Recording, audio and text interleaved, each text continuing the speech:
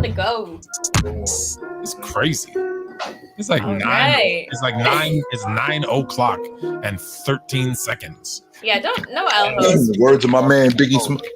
It's not like 9 p.m. and 17 seconds. L host. In the words of my man Biggie Smalls, make it hot. Jeez. Facts. What's good, chat? How y'all doing tonight? It is game 1 of the NBA Finals. I can't believe this season went by so fast. It's kind of been a blur, but we are here. We've made it. And Jay and Fluent, I want to hear your guys' thoughts. Give me a little finals preview, and then we'll jump into some topics. But Jay, what are you seeing so far in game 1? I see a lot of action going on underneath the basket that I like. It looks like basketball. This is awesome. I'm kind of smiling because I like this kind of basketball. I dig a lot of movement, a lot of different schemes. They got this thing. It looks like a better version of what's called the flex offense, where you got guys underneath the basket cross screening, and you got the big guy up top or right there on the wing, and he's getting involved in that action. And they're also getting a lot of switches down low too, with big guys on small guys. That's why Aaron Gordon is doing what he's doing. So I'm kind of smiling right now, H, because I'm like, this is basketball right here. I like this. Right. I do. And you know, it's crazy because I feel like it was underappreciated heading into this, right? People were like, "Oh, this isn't the matchup we wanted to see." I think this could be one of the best matchups we've seen in a while. Fluent, give me a real quick preview. Well, first, let me start with there was when you say people were saying this isn't the matchup we want to see, you have to keep in mind the two most storied franchises in the NBA history that are tied with 17 titles each for their existence both had a chance to face off in the NBA final. And when you look back over the last 75 years, who's been to more NBA finals than the Lakers and the Celtics? Well, the answer is no one. Nobody. And so it's like, oh yeah, that just makes sense. And with neither one of them making it in pretty like surprising fashion, right? One getting swept and one we thought they were going to get swept, forcing game 7 and still losing. Yeah. It was dramatic. So, but let's be honest. At the end of the day, the reason the NBA plays best out of sevens is the best team usually makes it out. So not on paper the best team. The team that played the best. And I think that's what we got. So, you know, what I expect is Jokic not to take a lot of field goals, to really get Aaron Gordon and Jamal Murray off early. Maybe get like 6 assists in that first quarter. Oh, yay, look at that. We got to do something about this quarterback right here. The receivers aren't the problem. The quarterback is the problem. We got to do something about him. Are they like? This might sound crazy because I said you got to play Jokic one-on-one. Don't let him pick you apart, passing, let the other guys get off. Right? That's not what you want. I know we're one quarter in, but that's what he's doing. He's getting the other guys, and it's like I almost like do you double Murray? No, do you leave Jokic open? I thought you were gonna say double joke. I was like, no, we can't do that. No, here, Nikola, shoot for like almost like let him like a rope-a-dope. Let his arm get tired shooting so much because we're covering everybody else. Like you can't put him in a position where he's dictating the pace in the offense because he's such a good passer. It's ridiculous. I'm telling you, man, I'm looking at this guy and I'm 100% confident over the last 48 hours, Eric Spoelstra has been looking at film of him with his hand on his forehead like, what am I going to do with this guy? How can I deal with him? What am I going to do with him? Do I double him? Do I play single coverage? Do I play drop? Do I stay close? Do I crowd him? Do I give him what am I going to do with this guy? Because everything that I at least try to throw at him, he's going to have a counter for that. That's why that offense is so good, because of the passer that he is, because of the playmaker that he is, where he can get around Bam, right? And when I'm watching this team, I'm thinking to myself, and I know it's early. Yeah, it's very early. Right, I know it's early, but if I don't know anything about basketball and I'm watching this team, the blue team look better than the red team. That's what it looks like to me early. And does Caleb Martin look like a 4-5 or 5-4 loser in the Eastern Conference MVP voting? No, he does not. No, he does not. But it's early. It is. It's first quarter, game 1, high altitude. Did you see that? Is like Denver's a mile high and Miami's like 8 feet above sea level. Yeah, for real. So for those of you guys that don't know, in the chat, and those of you that are watching, so we're clear, you understand that the Mile High City is essentially if you took a city and you put it up 1 mile above sea level. So where we are right now, if you looked up a mile, there's the city of Denver. 1 mile. That's how thin the air is up there. That's basically what Denver is. That's really the more important part, right? Is that the oxygen's a little bit scarcer. It's a little. It gets the lungs start. It's a little bit harder to breathe. Like I remember when I first moved there, I thought it was a joke. Let's be honest. Like for those of us that don't know, right? You think it's like, yeah, right. Like give me a break. Steve Augustine is like 5,280 feet above sea level, right? What does that mean, though? It means that when you go out, I don't know if you jog or if you run, but when you go out, it's like, hey, I'm going to run a 5K. All right, no problem. Boom, boom, boom, boom, boom. You do it. You get up there and you start running at about 2K. You're like, it feels different. It is, and it takes time for there's an adjustment period. There's a reason why people that climb mountains, right, the guys that do Everest and whatever, it's tougher to breathe. Less oxygen. So it's not an excuse for the losing team, but it is even if it's a slight, it's an issue. 100%, it is an advantage for people that train up there for sure. With that being said, though, Tone, the Heat, they've been out in Denver for 2 days. So this is not like, this is not like this is a back-to-back where they played last night and they got to jump on a plane last night and they get into Denver at 4:00 in the morning. No, they've been there for 2 days. And because they've been there for 2 days, we had some time to get acclimated to what's going on out here. Not just the air. We get acclimated to where we're going to stay and all of that good stuff. So I think they've gotten settled. Yeah, for sure. But just like, so you understand, the altitude is so high. This is my favorite story. I want to say it was July. I woke up to snow. Now, I'm not talking heavy, like a foot of snow. I'm talking like snow. Like, I still had to like shovel my driveway just to get it off, not to get my car. In July. That afternoon when I got back, we were swimming in the pool.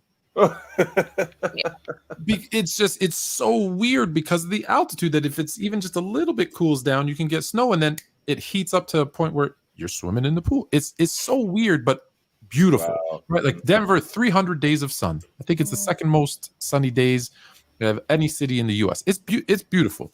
But that being said, the bigger issue, so back to basketball, that we said before this series started, and I think we're seeing it in the first quarter. Does Miami have enough size to bet? You said you saw a lot of action down low. Do they have enough size to bang down low with them? Because I don't know that they do. No, I don't think so, Tone. But I do think that Miami's they're going to have to change the game, right? So in addition to them getting picked apart in the post, well, they get those big guys switching like MPJ, who doesn't want to guard. They get big guys like Jeff Green, who's 6'9". Well, you got to drag those guys further away from the basket and get those guys in action on the perimeter where you guys are good. So if you're just going to hold these guys if you're just going to let these guys hold you in the post and get easy looks close to the basket, and you're not going to punish them where you guys are the most effective, then this is going to be a short series. Yeah. Jay, is there anybody that you can think back to that's done a good job on Jokic and a scheme that maybe, Coach Bell will revert to? Because obviously Bam they're big right now. But anybody going up against Jokic, that's a difficult task. Like, you're going to be gassed. They need Bam for a multitude of other reasons. So what do you think's the best, scheme to play against him? Ironically, I thought it was Doc Rivers. I thought Doc Rivers, when they played against Philly in Philadelphia, I thought Doc Rivers was doing everything that he could to get Joker in action with Embiid and making him guard Embiid. Only except Mike Malone ended up making the adjustment where he ends up getting Embiid. He ends up getting Embiid in that action, and he ends up getting Gordon switched on to Embiid. Embiid went off, but I thought that he was doing his best to get Joker in action, which could possibly take away from his offense. Now, I mean, he did. I think he ended up with like 24 and 11, but it looks a lot better than 27, 17 and 13. That looks a lot better. So, I mean, if you could get Joker in action, because again, what we have a tendency to overreact to, Joker doesn't play defense. Well, actually, he does play defense. He's just not very good at it. Joker does have the most contested shots in the NBA. So the point that I made earlier, H, was, we're running a race. Just because you're beating me by this much doesn't mean I'm not trying to run fast, because I'm trying. I'm just not as fast as you are. So the same logic with Joker. Joker, he'll get you, he'll defend, and he'll give you effort. It's just that it just doesn't really convert. Like he'll take charges and things like that. But for the most part, I mean, Joker can be had. Yes, he can. And not just Joker being had. So it's not. So what you're saying is it's not that he doesn't try to play defense; it's that he can't play defense. He's just not very good at it. He's trying. It's just that he's not very good at it. That's all that is. When you're slow, and you play kind of very straight up, like even on offense, he's very like erect, like he's very vertical. You know what I mean? Like he doesn't. I didn't want to use that term, but I couldn't think of anything else because he's very straight up and down, right? Like you don't. Like he doesn't even when he dribbles, right? He's like this and he hits his face. Like it works clearly. But yeah, it's just so on defense, if you're just standing straight up and trying to and you're slow of foot trying to play defense, you're gonna have a hard time. Yeah, but like you both said, this is game one, that adjustment game. They're gonna take what they can from both sides and put it into action. But we'll definitely come back to this. But Fluent, I want you to give me just a quick synopsis of Nick Nurse, your former Raptors coach, has gone to Philly. Actually, there's several coaching adjustments. Obviously, Monty to the Pistons as well.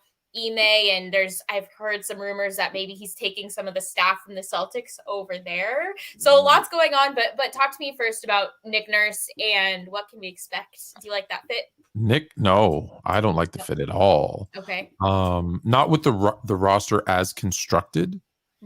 And I don't know if you've seen his press conferences already. The Toronto media is significantly nicer to everyone. Especially right, like polar opposites. Significantly nicer. And I don't think Nick Nurse really knew how different they were going to be, because they were asking him questions, and he was telling a story. The first one I saw, he was telling a story about the game one. He's a rookie head coach, first playoff game. He's obviously not had success. The Raptors haven't had success in the playoffs. Kyle Lowry was thought of as a playoff choker. They go into Orlando as I think they were the 2 seed playing the 7 seed, and they lose. And Kyle Lowry, I think, has like 2 points. And he's like, I brought Kyle Lowry into the office and I said, like, we're not going to be here next year if we play like this. Like, we both need to prove something. And he goes, I'm going to go into the film room with the rest of the guys. And he goes, I'm going to rip you apart. I'm going to pick on you. And Kyle Lowry was like, yeah, do it. They come out the second game. They win by 38. And obviously they go on to win the NBA title. And so he starts off with like this great story about, overcoming adversity. And then the next time we see him, do you want James Harden on this team next year? And he starts to answer it very politically. Well, no, the question is it's a yes or no question, coach. What's the deal? Team? And you see his face just like, it's a yes or no question. Yes, it would be great to have James Harden on this team. This is not Toronto, coach. We're just gonna ask you. No, it's not. They'd say, hey, do you want James Harden on the team next year? And he would start by saying, hey, the team's gonna roll out, like we just got here. We're gonna figure things out. And no, it's not gonna fly in my Philly. It's not gonna fly. No. Coach, you didn't answer the question. What's the deal, Coach? Do you want him on the team or not? So back to your actual question, which is, will it work in Philly, and why everyone's beating me up because I say no. And the reason I say no is the way the roster is constructed right now. They don't have a bunch of guys who have shown us, and then maybe they can change, but who haven't shown us that they are willing to be the top minutes played in the NBA. He had 2 of the top 5 minutes played in the NBA last year. He always does. Think of Tibbs, a few years back before he got to the Knicks. He's that type of guy. You earn your minutes by playing defense. And I'm not saying that their players aren't good at defense, but if you think of James Harden, do you think of a guy who's going to earn his minutes on the defensive end? When you think of Maxey, Tobias Harris, even Joel Embiid, who's a very good defender, doesn't earn his minutes by working hard on the defensive end. Now, does that mean he's not going to change and adjust his style? Well, if he doesn't, he's gonna have to. If he doesn't, the way the roster is currently constructed, I don't see how it's a fit. The only thing that fits is that he 100% knew what defenses to throw at Embiid that would drive him nuts. Mm-hmm. And other teams saw what he was doing and they implemented similar, if not the same, defensive strategies. So the only thing is he's not going to show them the blueprint, but it might be too late. But he's not going to show them the blueprint to stop him next time. Right. That's the only maybe. I don't understand this hiring at all. And here's the other part.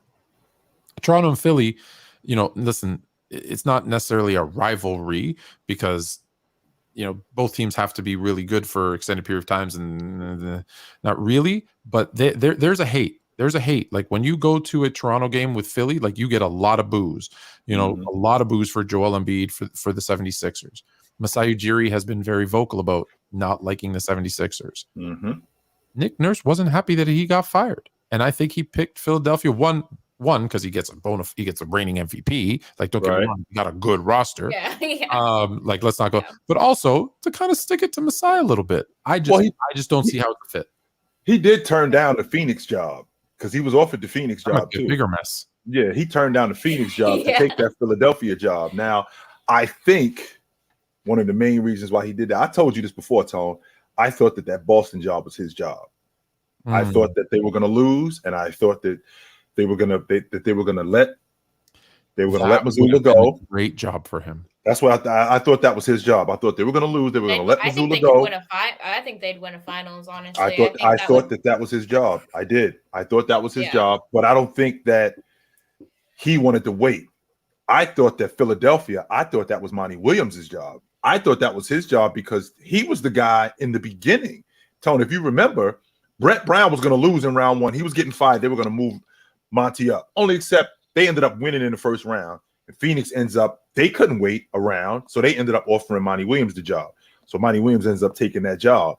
I thought Monty Williams was the guy in Philadelphia, but only except that went the other way. Now, as far as Nick Nurse being the new head coach in Philadelphia, Tone, we got to take under consideration the money that these guys make. So James Harden, being who James Harden is, what he's on the books for, being the vet that he is, this is not high school. This is not college. It's going to be difficult to sit a guy like James Harden because there are going to be people, when you got a guy like that making that kind of money, there are going to be people who are going to bark, this guy needs to play. The fact that he doesn't play defense, and I know that you want to win, he should be playing simply off the strength of there's people who come to see him play.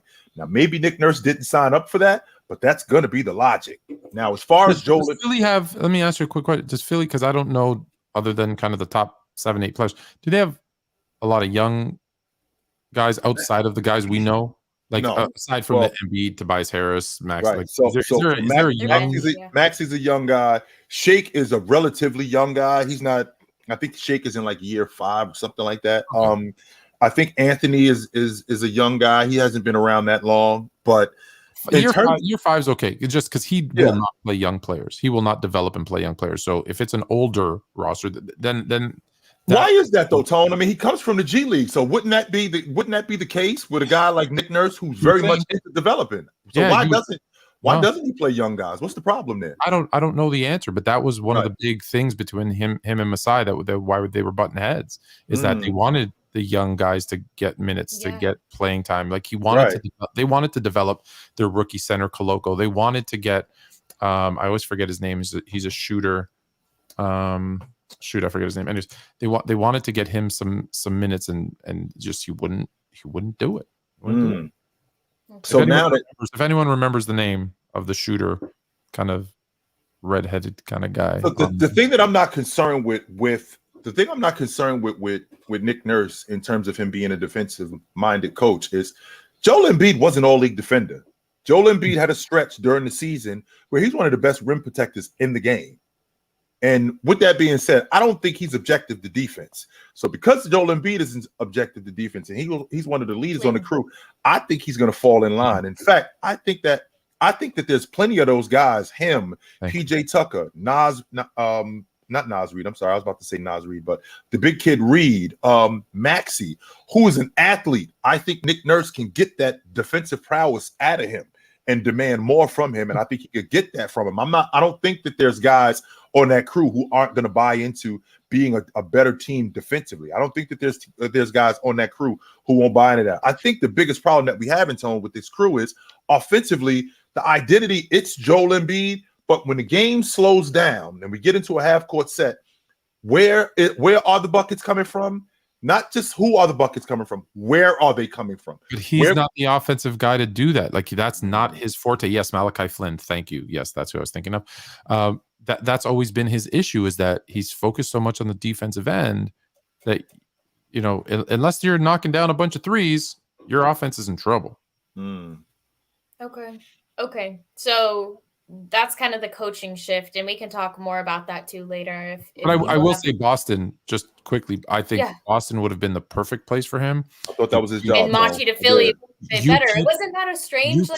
You keep that roster together. And again, maybe they're sticking with Missoula, but you keep that roster together, and I'm telling you, you will see Marcus Smart, Derek White, even Jason Tatum to a lesser extent, but Jason Tatum and Jaylen Brown all vying for all defensive team, and that's going to be the number one defense in the league, and probably not even close. Like they because those guys have the ability to play defense. I think they have the willingness to play defense. I think Jaylen Brown took a step back a little bit defensively, as did Marcus Smart, because he was asked to be more of a kind of scorer. They needed him this time around, but I think he brings that out of them. I think they would have been phenomenal defensively. You put their athleticism and defensive skill set with his like wonky like play calling and 32 different defensive sets, and it'll make you feel like you're watching Coach Carter. He's screaming out Delilah, and they're like going full press and like right. It would actually been fun to watch for people who like defense.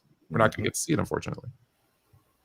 Okay, so moving up the chain to the GM position, Jay, obviously you probably heard Bob Myers did not decide to pursue staying with Golden State. And it totally makes sense. It was his time. He'd been there for so long. And I think, honestly, he's ready to move on from basketball in general. So what do you think? I know there's a lot of theories of people discussing, why did he leave, blah, blah, blah. Is it because he doesn't want to choose between contracts, all that. And so what could this be, signifying for Golden State, coming this offseason and the next season? What do you see in their future? Well, first of all, a lot of people think when guys separate that have been with organizations for a long time that it wasn't amicable. So this thing with Bob Myers, this very much could have been a situation where it just ran its course.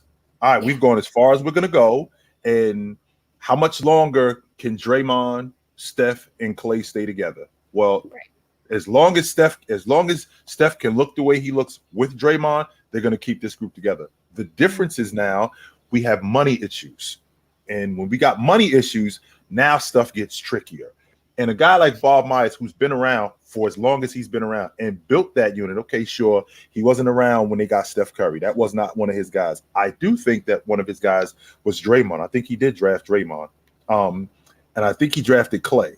I'm not sure. I know for a fact he didn't draft Steph. He didn't draft Steph. I don't know. I think it could have been just Draymond, but I know that right. I thought he drafted none of them. So if he drafted any of them, okay, he's been there 12 years, so he could have drafted both, I think. Well, if he's been there 12 years, you figure he's been there since Clay and Dre, that was what are we in 2023? So that was 2011. So that means that also that means that he did end up with Clay. He did end up with Dre. Now with that being said, when you build a unit like what he did, and you see it materialize the way he did, now of course you're gonna want credit for it. Of course you're gonna love to see this thing materialize the way it did. However, we're in a different time now, and we're talking about money. The money today wasn't what it was 12 years ago. Not only was the money not the same, the salary cap isn't the same. And now you got guys making different money. You got guys demanding long-term contracts. Not only do you have guys demanding long-term contracts, ticket prices have gone up. So all of this stuff ties into me being a general manager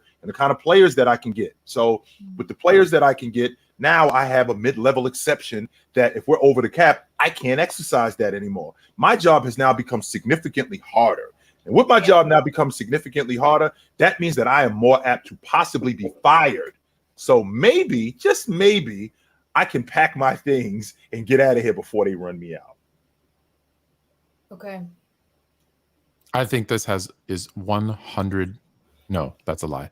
I think it's $480 million worth of money. And let me explain. Bob Myers did not draft Steph. Bob Myers and I believe Larry Reed were kind of GMs, or I don't know what the situation was when Clay comes in, and I want to say Bob Myers is the full-time exec when Draymond comes in. Yeah. He also did. Hey, everyone who says he drafted Looney, sure, but he also drafted Wiseman, right? So there's some good and bad, just like any GM. But I really think what this comes down to is, we've said this a million times, right? The luxury tax is going from $1 for every dollar you're over to $3 every dollar. God, Tone, how am I going to do that? How? So a lot of people are saying, well, he didn't want to be the one that had to decide between paying Clay and playing Draymond Green. Right. I say that he's looking at these guys, and if they re-sign everybody at kind of their market value, they're staring down the barrel of a $480 million payroll. Now, by that payroll, I mean what they have to pay. There's plus the luxury tax they're going to have to pay. Right. So now you got $480 million payroll. Hold on, Tone. Rewind. You said 400. So that's on top of our tax bill. No. That's inclusive. Total. Okay, so that's everything. So whatever our payroll is plus our tax bill, we're talking about almost $500 million. What's coming out of their pocket is $500 million. So $500 million on a salary cap of $135 million. Keep that in mind, right? So if I'm the ownership and everyone's like, oh, they're super rich. Yeah, they're super rich, guys, but they're not paying $500 million a year for these guys. And so they probably went to Bob Myers and said, here's the problem. You've got a roster that's good, but it's, second round exit good. We want to be champions. Make them a champion and cut our bill like in half. We're not paying $480 billion or million, $500 million, like 240, 300, which sounds insane. We're cool with, right? That's 3 times the salary cap. We're cool with.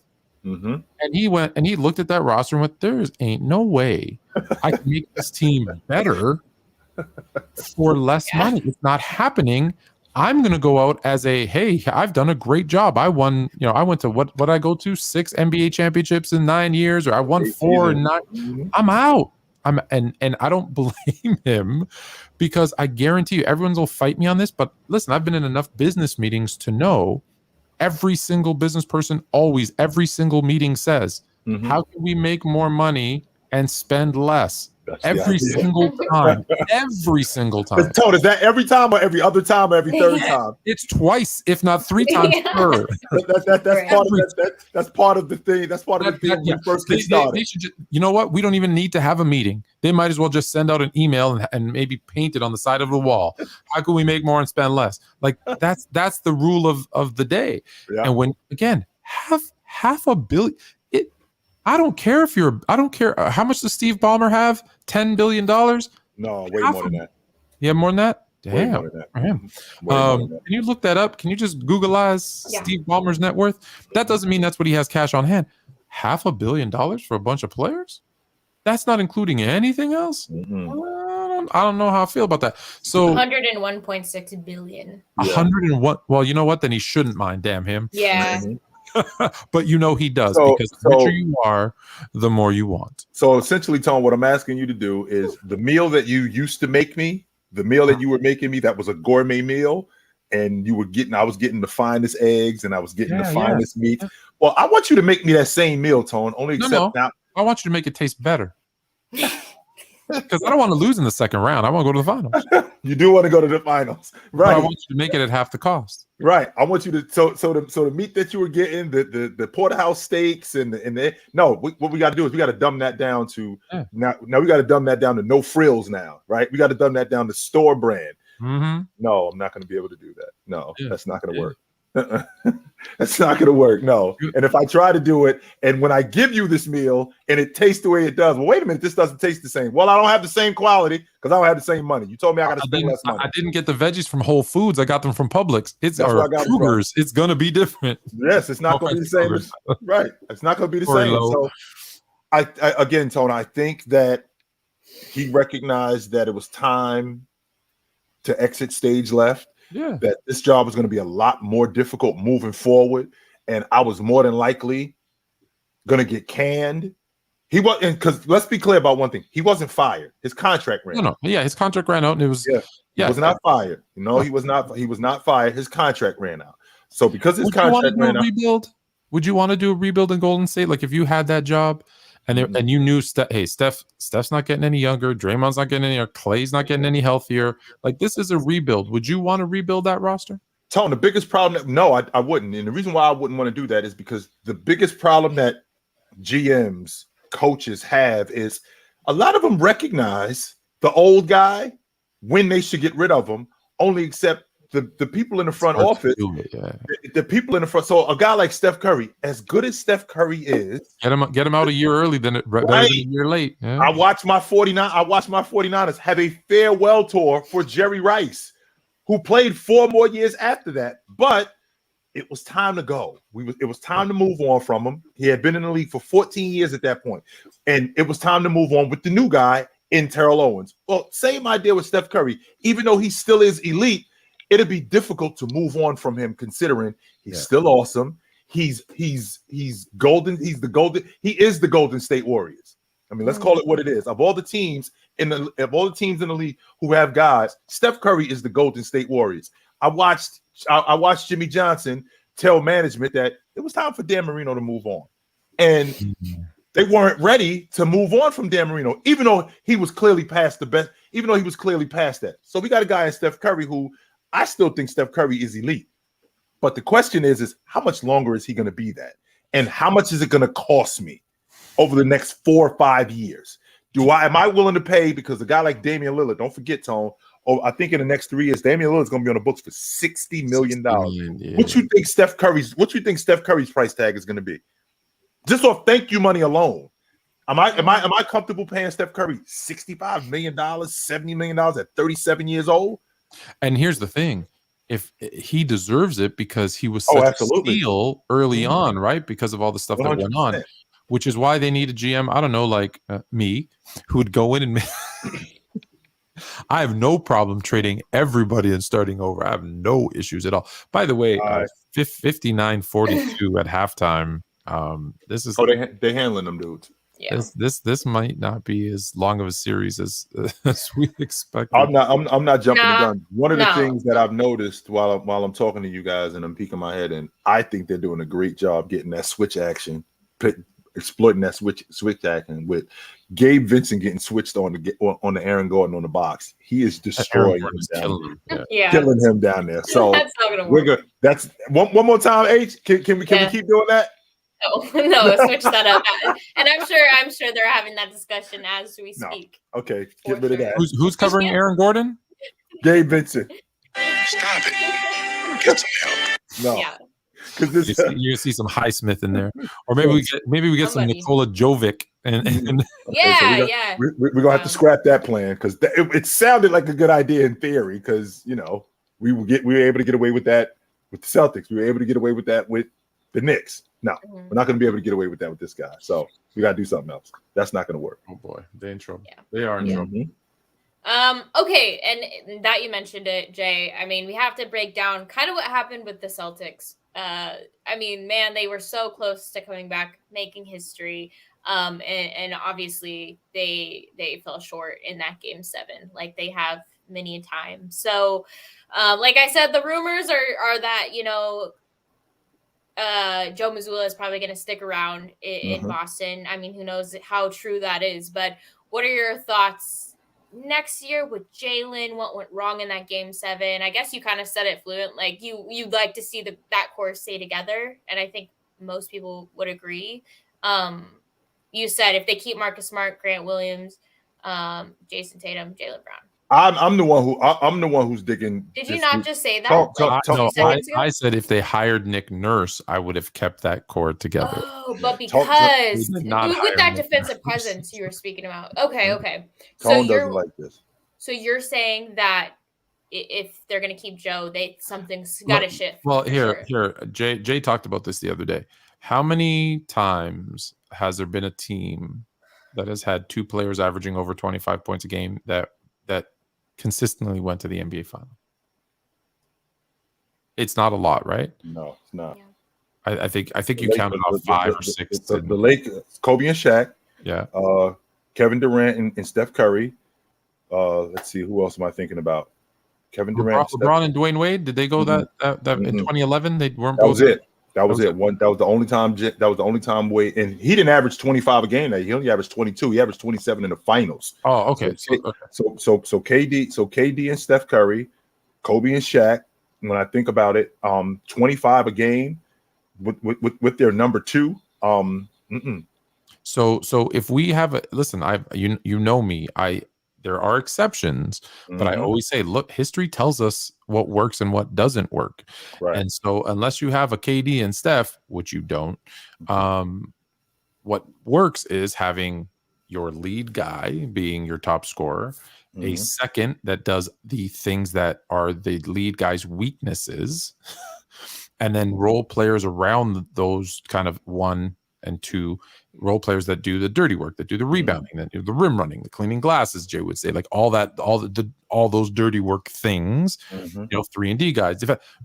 That's how successful, like even if you look at the Warriors, let's be honest, if you look at the Warriors, Steph is their lead scorer. Steph, and what does Steph do? He's phenomenal off the bounce. He's phenomenal dribbling, creating gravity and playmaking and those things, right? And what does Clay do? Well, pre-injury, Clay was a great catch and shoot guy, which, and I'm not saying that Steph isn't, but Steph is better because he's able to create his own shot off the dribble, right? So he's a great catch and shoot guy, which isn't necessarily what you want Steph doing. He's also was a really good, if not great defender, which Steph is not. Then you had Draymond, who is a great rebounder, defender, has versatility on the defensive end. He's someone who can bring the ball up and facilitate the offense. And then what did you have? Well, you had guys like Iguodala that would come in and play a specific role. You had guys like Livingston, the tall, lanky kid that got hurt. John Livingston, Barbosa, Bogut. Like you had those pieces. Well, that's why they had sustained success. Easy for me to say. And that's really like when you look at the team, Milwaukee, Giannis is your guy. He's your number 1 scorer. When they were successful, Drew Holiday's the defensive guy who on the perimeter. Chris Middleton is knocking down shots. Brook Lopez is down low and shooting 3. Like you can go through the teams that are at the top of the standings have this similar makeup. Again, someone's going to bring up a crazy team. That's an exception. Right. This is kind of what has always worked in the NBA. So if I'm Boston and I'm seeing these two guys, and we said it before they made the final, right? Can these two guys coexist? Because they started that season, remember? They stunk. And then they figured it out and got better. Yeah. But if I can get a package for Jaylen Brown, which I think is actually tougher now because he didn't play well in the playoffs, I'm still thinking, how can I construct this roster? Because when I look at it, man, if I had a playmaker and a big, which I think I could get for Jaylen Brown. And I threw out a crazy idea where I said like Halliburton and Miles Turner. Now, I'm not saying Indiana's going to do that for Jaylen Brown, but I mean, like if you can get that type of things around Tatum, and now you have versatility at the point, you have a big who can stretch the floor and play defense and block shots to go with your other guy who can block shots, who's not really a scorer. Now there's some versatility to that roster. And I think it becomes less talented, but a better team. And so if I'm looking at the Celtics right now, that's what I like. Am I convinced that Tatum is a top 5 potential MVP, potential number 1 guy in this league? If I'm Boston, I'm thinking yes. There's some people who would argue that and say no, but I'm saying yes with the right pieces around him, right? Like if Jimmy Butler could lead this Miami Heat team to the final, I'm confident that Jason Tatum, who is a better player than Jimmy Butler, can lead the right bunch of guys. It's who can get the right bunch of guys around him. So with that being said, Tone, when I think about Jaylen Brown, like you just mentioned, Jaylen Brown being on the move, well, I actually think it would be simpler now. And the reason why it would be simpler now, because number one, he comes off the books after next year. So that's a movable contract. There you so go. That's a good thing. The bad thing is I'm really not willing to break up this core in terms of Jaylen Brown and Jason Tatum. I think that we have an issue of who the guy still is. We still haven't established that. See, when Jordan and Pippen were together, as good as Scottie Pippen was, he recognized, I'm going to play off of this guy. And not only did he say, I'm going to play off of this guy, I am comfortable being Robin. A lot of people hear the term Robin and they say, and it sounds lesser than. Here's the difference though, Tone. There's a reason why Batman and Robin were called the dynamic duo, because both of them were great together. So with both of them being great together, one guy playing off the other, I think that offense that they have needs to change. I think Jaylen Brown's, his role in that offense needs to change.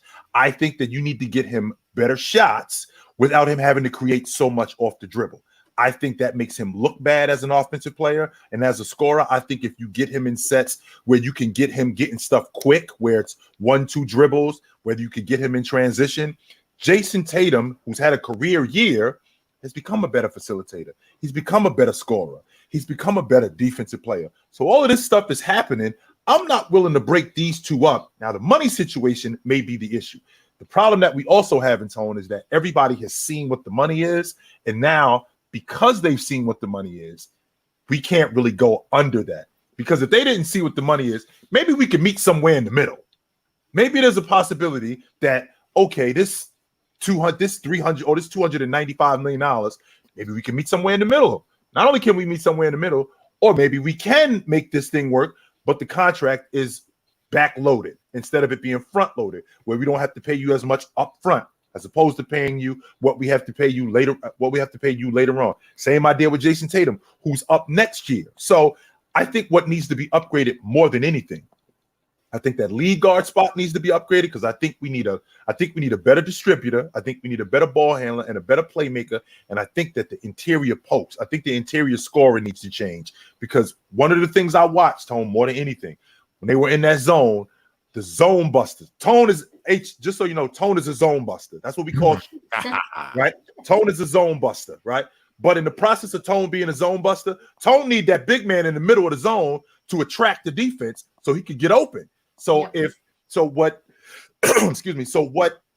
Mazzulla did as an adjustment, I think he did this too late, where he now put Jason Tatum in the middle of the zone. Well, that should have been going on in the beginning. Yeah. Had that been going on in the beginning, now we get a better playmaker, we get a better distributor. Now these guys are open even more. Well, if I can get a big guy in the middle of that zone who can score, Tone, I don't need a 19, 20 a game guy. I don't need a guy that's that good. If I could get a younger version of Al Horford, I think we'd be good.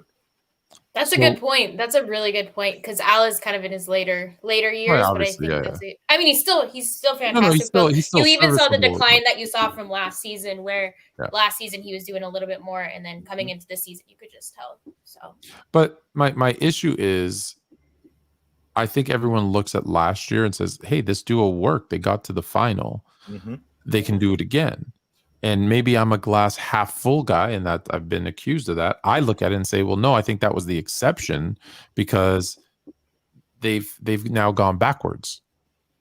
They've now gone backwards. And why is that though, Tone? Because like teams don't just go backwards for nothing. So why is that?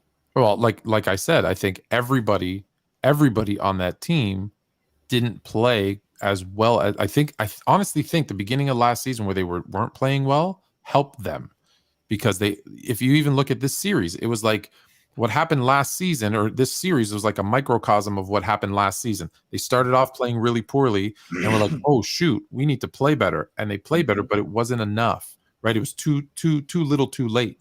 And I think that's what you saw in last season. They started playing poorly, and they're like, oh, we got to play better together. And they did. I also think coaching was an issue. I really do. And we haven't talked about this at all. And you had mentioned, kind of emailed Udoka trying to hire some of the staff down there in Houston. You know who the first person he's going to call, if he hasn't already? Damon Stoudemire. Because the second he left, I think mid-season this year, I heard rumblings. You heard rumblings. It was in social, like everybody heard it. There was some, although he wasn't the guy, he was the guy who was very successful in this league, talked the players' language, and they really respected Damon Stoudemire. him not being on that staff, don't know why. I think that caused some issues too. So that if I'm Ime, that's the first person I'm calling. Well, he took the head coach job at Georgia Tech. Oh, did he take it already? Oh, yeah, I didn't know that. Okay, he took the head coach job at Georgia Tech. But to your point with the staff, when you have that voice, and not only do you have that voice, you have the voice of others. These guys trust that. Yeah, that's why they get on board with him. So because they got on board with him, now you get a guy in Missoula who, I mean, I had a conversation a couple of days ago where I said that Missoula jumped the line. Well, maybe I jumped the gun on that because I felt like he had jumped the line considering there had been more viable candidates. But at that point, there wasn't. At that point, when Udoka got fired, they basically went with who was available right then and there. So he didn't really jump the line. He jumped the line in theory, but in-house, he didn't because they had to hire somebody right now. And who they had right there, right now, that was who they had. That's all they had to go. Why did they promote Damon? Well, he was already gone. That's why. Was he already gone when they hired Missoula? Yeah, no, he was already gone. No, wasn't he? I thought Damon Stoudemire was there for part of this year. I don't remember. I don't think he was part. I don't think he was there part of the year. I know he took the. I know he took the head coach job. Tony, I think you might be right. Now that I think about it, I think you might be right. I think he did in mid-season. Yeah, that's what I thought. So, right. So I think the coaching was, and that's where, again, that's why I said if you're gonna keep this team together, you're right. They need to get a different. They've got some holes to fill. We clearly see that, but I think the coaching, that philosophy, that leadership, I think that's lacking too. And again, Missoula's a rookie head coach. Didn't have, kind of surprised that he got the job. Oh boy, I'm so sorry. Surprised that he got the job, right? Like it wasn't. They weren't going into the season thinking Amy's gonna, something's gonna happen. That was not the plan. That wasn't. That was not the plan. That's why when I look at this Boston Celtics team, we so quick to we got to break this thing up. Well, wait a minute, man. We weren't that far away last year. They lost their coach. And listen, I'm not saying blow it up. I'm not saying blow it up. What I'm saying is I think if you do it right, I don't think the pairing of Brown and Tatum is working. And I said that even when they made it to the finals last year, I said I didn't believe in it. I didn't believe it in it the year before. I just think you could get the pieces that are needed to get over the hump because you have to give up something. Like you're talking about getting a playmaking guard and a post scorer. Well, you can't just make them out of thin air. No, you got to give up something, and he's the one that makes the most sense because he can bring you the greatest return. Now remember too, Tone, this group's been together to make an omelet. Oh, absolutely, you do. But you also got to remember too that carton of eggs that you have. That carton of eggs has been sitting in the refrigerator for a while, so it's been. Because you don't eat no damn eggs. I don't eat eggs. Yeah. So I'm thinking about this Boston Celtics unit, and they've been together. Marcus Smart, Jason Tatum, Jaylen Brown. These dudes been together for years. Well, just because they've been together doesn't mean. That's why. Yeah, go ahead, Hailey. Well, when did Jaylen come in? He came in the year before Tatum, right? He's year 5 or year 6. No, he just finished year 7. Marcus Smart finished year 7. This year was year 7. Jaylen Brown. Yes, he just finished year 7 this year. So Tatum just finished year 6. Marcus Smart, he just finished year 8. Robbie Williams just finished year 3.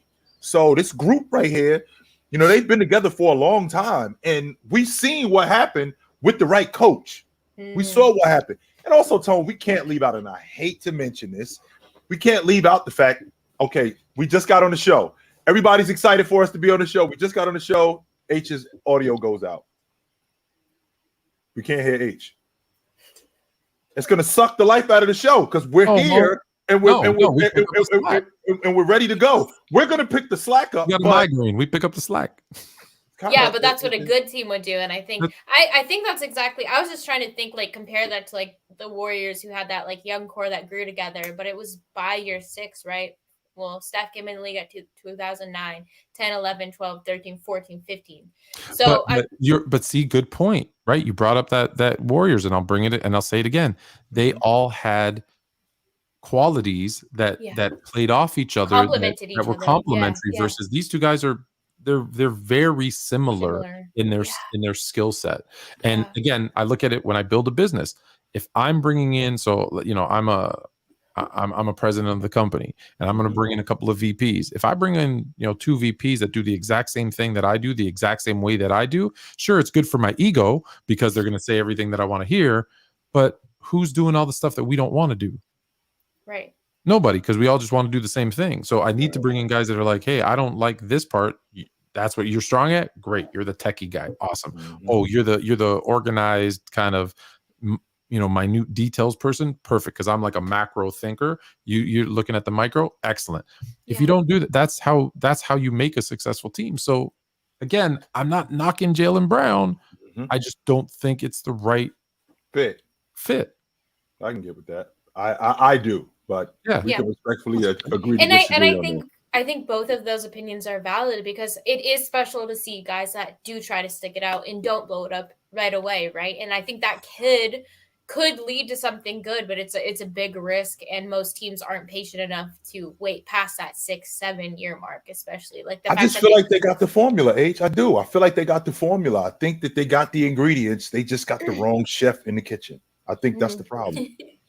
I think that out of all the teams that I see now, I think that it could work. I think it could work. I think it was so close to working, but it's been a while. I don't know. Guys are getting older. They're going to get less and less patient. They're going to, even with each other within that organization, they can get too comfortable even, and they need something to kick them awake. I don't know. Yeah. Sorry, I didn't mean to interrupt you there, but do you think because here's the problem. I don't think they are. Do you think they move away from Missoula in the offseason? No, because if you believe they have the right ingredients and the wrong chef, well, they still got the wrong chef. They still have the wrong chef. Yeah, and I think that'll be what's detrimental to them in the end, honestly. No matter how many times I try to cook, it ain't good. That's why I stopped. That play style that they have, he's got to change that. I'm not watching Jason Tatum shoot 17 threes in a game. Yeah, it was gross. I watched them go 6 for 17 on the long ball one game. I'm thinking to myself, what are we doing here? I can understand that this is a long ball shooting league, right? But we have to mix up our offense. It can't just be either at the rim or at the long ball line. It can't be that, especially if you don't have elite long ball shooters, and you don't have that. Jason Tatum is not an elite long ball shooter. Jaylen Brown is not an elite long ball shooter. These guys in the mid-range and getting to the rim, I think that they're fantastic, but they're not elite long ball shooters. And if you're going to live and die on the long ball line, you're going to die more than you're going to live. And the Boston Celtics proved that in the playoffs, how inefficient they were and how bad they could be. I think they started game 7 0 for 10. When you 0 for 10, I don't know how many teams you're going to beat going 0 for 10 to start the game. I don't care who's playing.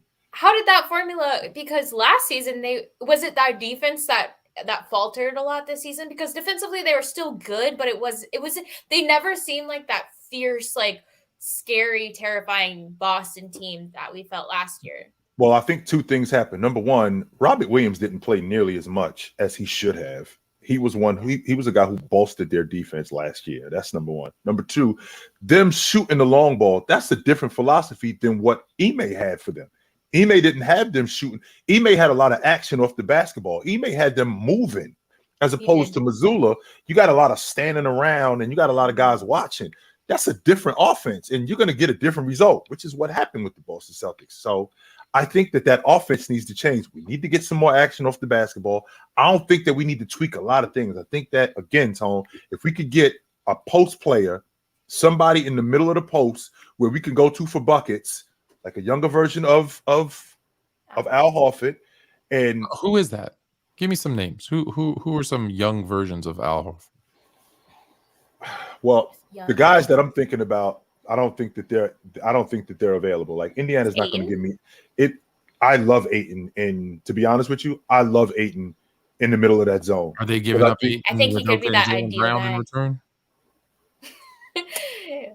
See, I think actually, I don't know if I hate that. I was just going to say, H. I don't know if I hate it. I'm thinking to myself, Tone, keep talking because I'm thinking. Yeah, this don't really sound like a bad idea. I'm thinking to myself, keep talking, because I actually like Ayton in the middle of that zone. I like Ayton in the mid range. Now the problem that I'm having with Ayton is Ayton's kind of soft. Yeah, and toughen up a little bit. in the Eastern Conference, isn't everybody? No, not everybody. Embiid, Okay. Embiid is a lot. Most are. Yeah, most are. Like Bam isn't soft, right? No. I'll give you Bam that. is not soft. So Joker is not soft. So when you're talking about, big guys, especially playing in Boston, Ayton cannot be soft because they will make him play hard. Can I stop you for a second, because you had mentioned something about shooting the threes, and that's not something Ime did a lot of. So can we just do a little basketball 101, because this is something I think people don't realize. When you're standing around and shooting a lot of threes, what happens with the longer shot? Oh, we start the transition. Longer rebound. And especially if you're standing there and it's a long rebound, and now they're getting out and running, and you're standing and having to you're not getting back and getting set on defense. Defense is a lot harder to play when you're not back there ready. Yes. So, people don't realize, and I keep telling people this and they fight me on it, and I want to punch them in the face. I'm like, dude, if you stand there and shoot a three and watch it bounce over your head and the other team gets a running start, you're not getting back in time to play good defense. It's an issue. Yes. And they're like, but 3 is worth more than 2. I'm like, yeah, I get it, but you're not thinking about what it does on the defensive end, right? So you got to mix it up. How many times, Stone, do you have to explain this 3-ball logic to these goofies? Every day. And the funny part is, I tell them, I used to shoot. I was ahead of my time. I shot a ton of threes. Right. And the philosophy is always follow your shot. No, I shot and I said, you're the big man, you go get the rebound. I'm gonna head back as fast as I can after I shoot it, because it's either going in, which I expected them all to go in, or at minimum, if there is a long rebound, I'm at least gonna slow them down. I'm not gonna play defense, but I'm gonna slow them down enough that you can get back and get set. That was my philosophy. Right now I see guys just they shoot the 3 and they're watching, they're like, oh man, I missed. I'm like, dude, get back. Get back. Transition defense is terrible. Terrible. I hate it. But anyways, we have options. I don't know. We got 3 minutes until 10 o'clock, the super chat hour. 10 o'clock is the super chat hour. I just hated that, by the way. Do you like that? But I don't know if we have anything else. We've got 3 minutes. To be honest with you guys, I want to talk a little bit more about this. I mean, I had mentioned it to you a little earlier, Tone, about maybe we're going to get, I don't know if we're going to get to it later, but we had talked about how overrating playoff runs is. Are we gonna get to that later, or you want to talk about that? Let's jump into it. Yeah. Well, the thing that I hear a lot of people saying, if Jimmy Butler were to take this team to the NBA championship, this would have to be the greatest playoff run in NBA history. And I'm thinking to myself, did 2001 not happen? Right? Did 2016 not happen? Did 1991 not happen? So when I think about playoff runs, I don't just think about a guy taking a lesser team deep into the playoffs. I mean, what Olajuwon did in 1995, right? I think that's one of the greatest playoff runs, if not the greatest playoff run in NBA history. However, when I'm thinking about a guy like Olajuwon, I'm thinking about great teams. When you have historic playoff runs, you have an historic team also. So like what the Dallas Mavericks did, that was an historic playoff run. And I don't want to overrate a guy who is making a great playoff run and then start talking about these other playoff runs like they're less than, because I don't think that this playoff run is better than what Olajuwon did in 95. I don't think this playoff run is better than what the Lakers did in 2001. They lost one playoff game the entire year. They lost one. The fact that the Miami Heat only have, one star and they got a bunch of undrafted players. I mean, this crew been together for a long time, so we can't discount that. I mean, we can't discount the fact that how they developed this crew. Not only can we not discount how they developed this crew, we can't discount what they've been doing. It's not like they came out of nowhere. They've been to the NBA Finals twice in the last 4 years, the Eastern Conference Championship 3 times in the last 4 years. So it's not like they came out of nowhere. This team has been really good for a long time. So because they've been this good for a long time, this playoff run is something that really shouldn't be. I shouldn't be really that shocked about it. Okay, but I think you're underrating what this team has done a little bit. But first, let me ask you a question. When you're saying a great run, are you talking about an individual player or are you talking about the team? because I think there's a difference combination between the team run and the individual player run. Right. Like I heard someone make an argument that I want to say, well, I don't know what year it was, 2017 or 2018, LeBron was the best run. And I'm like, didn't he lose in the NBA final? And they're like, yeah, but he went 34-5 and 10-7 for for the playoffs. He had a phenomenal run into a finals loss. And I'm like, I don't know how you can consider a finals loss as the best playoff run. Jordan in 91 went for like 34-6-5 on great shooting numbers. He also had like 2 steals and a block and a half, and like it did everything on his way to a win with someone who I don't believe his next highest scorer was averaging under 20 points. I can't remember exactly how much Pippen was averaging, but regardless of that fact, Olajuwon in 95, the Rockets, ridiculous. Dirk, I think Dirk was by far the superstar on that team. And I think when you look at who they beat, right? They beat a bunch of they beat Kobe's Lakers. They beat who is it? Was it Portland in the first round? I think Oklahoma City with KD. No. Was it Oklahoma City that year? Was it Oklahoma City? No, Oklahoma City lost to the Lakers. The Lakers beat Oklahoma City, right? Lost to and then beat LeBron and Wade and Bosch. Not 1, not 2, not 3, not 4, 5. So that's why that looks so historic. But like the last time an 8 seed, now there's still something to be said about what happens here in these finals, and that's always the big what if, because we're always talking about it beforehand, where we say if the Heat beat the Nuggets, that's a big if, because the last 8 seed was in a shortened season, similar to this team where they're probably much better than an 8 seed in the New York Knicks, but they got swept. They won one game. They win one? Are you sure? They 4-1. Yeah. I think they won game 4. Okay. All right. I'll believe you. You're good. You know that stuff. You have a better memory than me. Okay, 5 games. Right. But I think you're downplaying this, because I think the things that you said, even though they played together, even though they've been around together, even though they were in a finals, back, whatever in the bubble, this is a team that has Jimmy Butler, Bam, who's not as good as he was, but he's still good. And plays significant minutes to like 3-4 undrafted players. And yes, they've gotten better. Absolutely, they've gotten better. But I think the level of expectation for an 8 seed, although a 7 seed and then lost in the play and blah blah blah, but an 8 seed, and maybe that's the thing. Maybe that's part of your thing, is that if there was no play-in, this is a 7 seed, and not that it is a little bit better than an 8 seed. But also, Tone, what you just mentioned, I think the problem that I'm having is that right there, the idea that they were a 7 seed. Why weren't they better than that? This is the Miami Heat that were the number 1 seed last year. I had them as a top 5 seed coming into the regular season this year.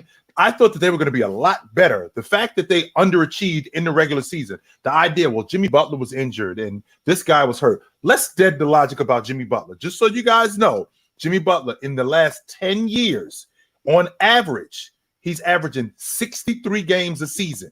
He plays 64 games this year. So this is who Jimmy Butler is. The idea of him being hurt, Bam played 75 games. Duncan Robinson, 42 games. Yeah, I'm not.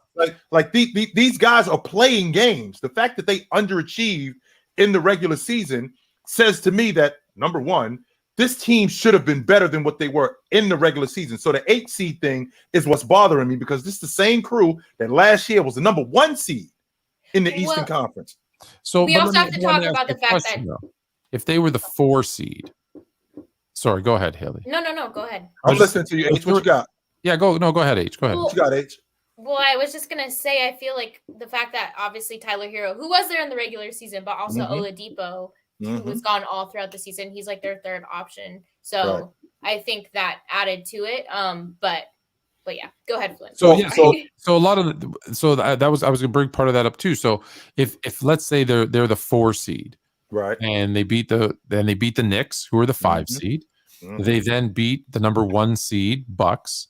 They then beat the number 2 seed, because that's who they would play next, the Celtics, and they go to the finals. Would you think more or less of them. They beat the same 3 teams. Yep. They just did it in a different order. Yeah. But it sounds like if they were the 4th seed and did it, you would have held them in higher regard because they would have done what you expected them to do in the regular season. And the reason why I would have done that is because exactly what you just said, Tone. The fact that what they did in the regular season, they were better. Now, the fact that they ended up as an 8 seed, we look at 8 seeds different. So because we look at 8 seeds different, we have a tendency to dumb down the team. Wait a minute, maybe this team isn't this good. Yes, these guys were this good. They should have been a top 5 seed. And them being in the NBA Finals, this really isn't something that should be discarded. This isn't something that should be a shock. They were a shot away last year in the Eastern Conference Championship in Game 7 on their home floor. Away from going back to the finals. So I want to be clear. Yep. So if they were the 4 seed, yep, they lose Tyler Hero. Yep. Their second leading scorer, right? Their second leading scorer. Yeah. They lose Tyler Hero. They beat the Knicks in 6. Yep. They beat the Bucks in 5, and then they beat the Celtics in 7, and they're in the NBA final and win, and they beat Denver. You would be, wow, that was a great run. But because they were the 8 seed, you're like, I think we're overrating it. Is that what I'm hearing? Because we looking at them like they're an 8 seed, and they're not. They better than that, Tone. Wait, Jay. Let's take a look at the other teams. What was Dallas? That were above out of curiosity, what was Dallas in 2011? I think they were the 3rd seed, if I'm not mistaken. So Dallas was the 3rd. What were you talking about the 01? You said, did 01 happen? What seed were the Lakers? 2. What seed were the 91 Bulls? 1. So how is it if it's a 4 or an 8? Who cares? Like, is it still not an impressive run? I'm not saying that it's not impressive, Tone. That's not what I'm saying. What I'm not saying, though, is I don't want to look at this team like they're an 8 seed. Like we look at 8 seeds. Like if this was the Atlanta Hawks, we'd be like, oh, yo. Nobody expected the Atlanta Hawks to be in the NBA Finals. Nobody expected the Atlanta Hawks to be in the Eastern Conference Championship.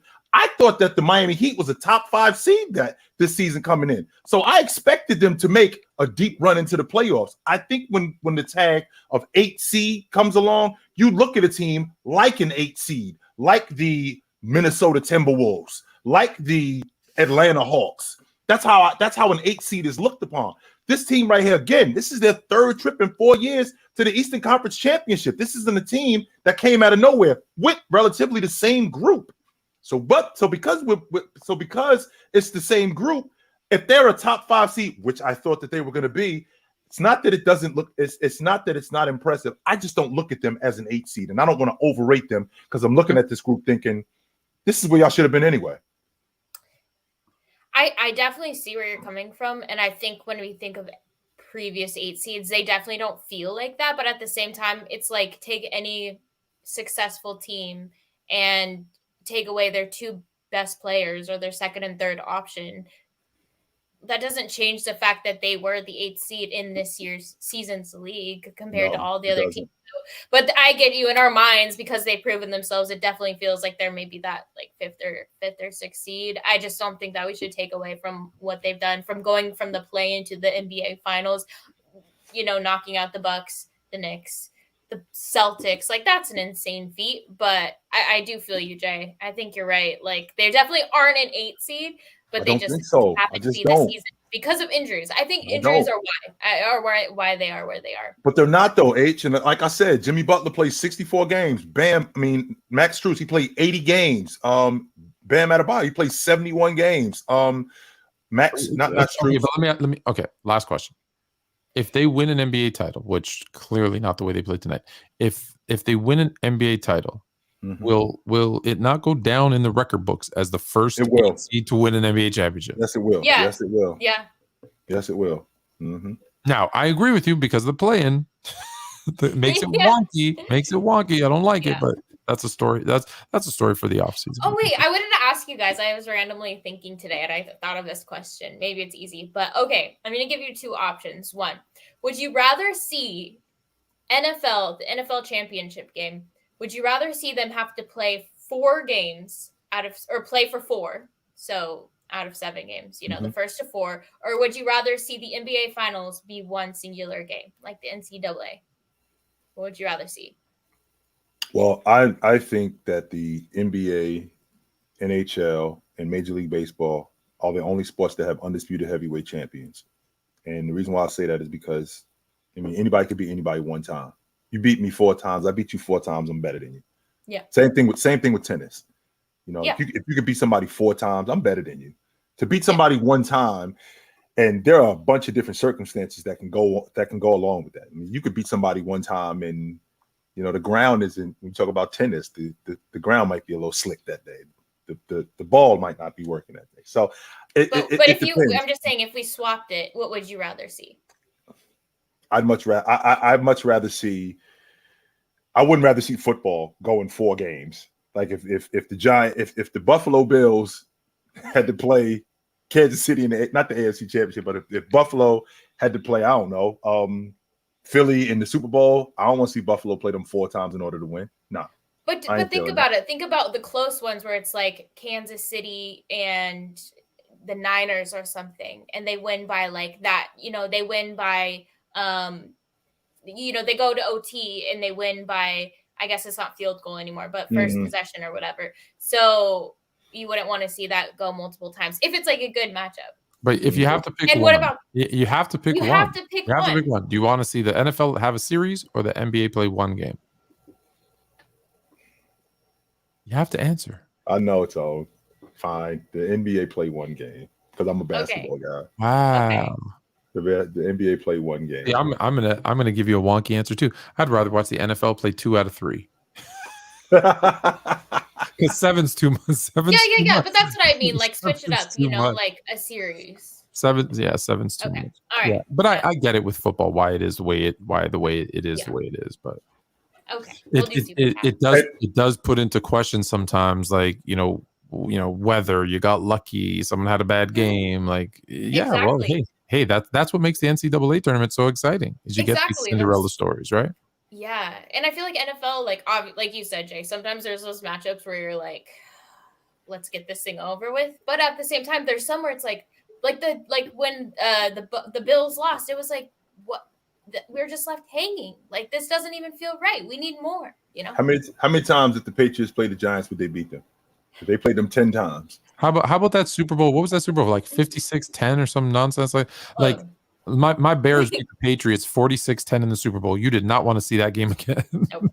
Trust just me. As good as Peyton Manning was, I think the Legion of Boom stomps them every time they play them. I don't think that was a one-time event. I think that they beat them every time that they play them. I think they smoked them. Yeah, I like the NFL. Actually, I want the NFL to go back to 16 games. I like the NFL exactly the way it was. I don't want anything changed about the NFL. That's a story for another day too. Okay. All right, super chats. All right, it's that super chat hour. Yeah. All right, so first I do this, then I do this, then I do this, then I do this. There we go. Bam. All right, David. Denver is doing what Boston should have done in Miami, which was utilize their size to go at dudes like Gabe. Boston let Miami off the hook by chucking threes. Live by the 3, die by the 3. Yep. That's simple. David Estillo, you got that 100% right, man. Mm-hmm. Facts. Okay, Double P. It's nice we get to see Nikola Jokic face off against Nikola Jovic in the finals. That being said, Heat win game 1, Nuggets in 5. Heat win game 1? I don't think you got that one right. That might have been early. I think you got that one double wrong. And Tones, for the record, this is not one of them feel out games. I want to make sure that we do not let anybody try to sell you that, this is just a feel out game. It's game 1. No, this is a tone setter.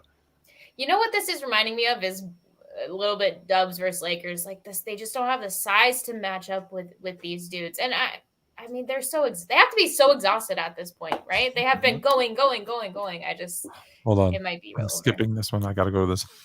Okay. He came back with it. I'm amending my super chat. Grab the brooms. Take that off the table. Yeah. Forget that one that you just saw. Nah, grab the broom. Yeah. I don't know. I'm not going to go as far. I'm not going to go as far as to say that they sweeping the Heat, but this don't look. This is not a tone set. I mean, this is not a game that's a feel out game. No, this is not a feel out. No, it is not. Yeah, this is rough. FIFA boy, did JB play his last game as a Celtic? So. No, I don't think so. I believe he did. You think he did? As he should. Fluent, where's he going? Houston? Or No. Nope. I think. Look, the rumors are Portland. For why do I always get his last name right? Simons.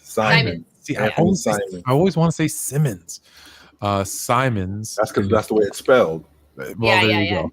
I finally say one right and it's wrong. Have I ever played this game with you guys? What's up? Where I write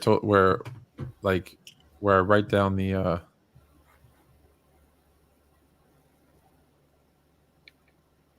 You write down what? I write down the name and you tell me how it's pronounced. A B C E D. Abshed? Abisade. Abisade. How about that? Okay. Like a piece a day. Have we ever played that game or no? No. Okay. All right. Anyways, keep going. A piece a day. Abisade. These are real names, by the way. A piece a day. Like a piece a day. Okay, so yeah. I don't. No, I don't. H. I don't think you're sticking with him in Boston. Yeah, I think he stays in Boston. I think they got the ingredients. Is this their last go around? Do they get one more season to try it out, or is that not even a question right now? Because you remember what it was at like 4 months ago. There are already those questions circulating, and Jaylen Brown was like, "What the heck? Like we're heading into the postseason. Like why are these rumors spreading?" Right. And so. And he was on the trade block in the summertime. They were talking about KD coming in. And, yep. Yeah, absolutely. And so now I'm kind of wondering, like, and so many of the fans seem to like be ready to let him go too. If your fan base isn't even interested, like that just doesn't seem like a good recipe. But I agree with you, Jay. I think this season I'd like to see them stick through it one more time, and then if it doesn't work, you might just have to blow it up. It's amazing how 1 year changes everything. I mean, Jaylen Brown just last year in the playoffs, he was one of their best players, if not their best player. That's what I'm saying. He was outplaying Jason Tatum in the finals. We go from that to he might be on the trading block. Like I think he might have played his last game. That's nuts. It's really sad. What's going on? I don't like that. I actually don't like that. I think you need to be patient, but all right, Fluent, we'll jump to the next super chat. One next Stevio to go. Miami needs to stop shooting threes from the corner. No, they don't. No, they do not, because you didn't have a problem with them shooting threes in the corner when Gabe Vincent was knocking them down. You didn't have a problem when Duncan Robinson was knocking them down. You didn't have a problem when they were knocking down threes. Now all of a sudden you want them to stop shooting threes. This is who the Miami Heat team are. They're a long ball shooting team too. They shoot the long ball just like they don't shoot it like Boston. They don't rely on it as much as Boston, but they shoot the long ball too. So, no, we're not doing that. No, you gotta keep shooting. Right. Okay, what's up, Sports PSP? Tracy McGrady or Vince Carter 1-on-1? I think Tracy McGrady was a better one-on-one. It depends at what time in their career, because we saw them play one-on-one when they were both playing for the Raptors, and Vince won, but that was early on in their careers. Right. No, I think I still go with Vince. I'm gonna take Tracy McGrady. I think at 6'9", I think he was more versatile. I think he was a better ball handler. I think he had just as good a mid range. I think he was a better finisher at the rim. I think he had more. On his bag as a one-on-one player. Donovan Samuels, thank you so much for the super chat. Appreciate it. Thanks, brother. Yeah. Appreciate it. That's for you, Hailey. Oh, thank you. Okay, drink more water. With the new CBA taking place, should the league get rid of the Supermax? It's going to be more of an anchor to teams that have 2 max players. I don't know if the league is going to get rid of the Supermax. To be honest with you, I think with the new CBA taking place, I think what that's going to do is that's going to have players stay with their crews more than it would. Which is what they want. Like that's what they've been trying to do, is getting players to stay. Yeah. If they really want players to stay, what they should do is give you kind of, every team has the ability to have two Supermax, right? I believe. So what they should do is say, hey, the salary cap is $100 million. Your homegrown talent or the people that you sign to a Supermax, those 2 players don't count against your cap. That's like called the that. Larry. That's called the Larry Bird No, exception. no, that still counts towards your cap. Like you can sign them above your cap is the Larry Bird rule. Right. What I'm saying is, I don't care how much you pay them. It doesn't like these two guys right here are separate from your other 10, 11 players, 13 players, whatever it is. In your $100 million cap, those two guys are now they're still the max, right? Right. Let's not get crazy. Right. But they're outside of the salary cap. So whatever you sign them to, just it doesn't. So you can still build a roster around them. Now that might be you have to bring the salary cap down because you don't want to make it. What if those Supermax players? What if they were homegrown? Like they don't count against the cap. If they're homegrown, that's that's how it should be because then that's how you get a Supermax. Incentivizes. Right? Yes. Yeah. Yes. That's the way you get a Supermax. So they're homegrown, so you get to you get that. I would love that, yo. I would absolutely love that. Sure. Yeah. All right, here we go. You ready? Yep. All right, so we're gonna play the game.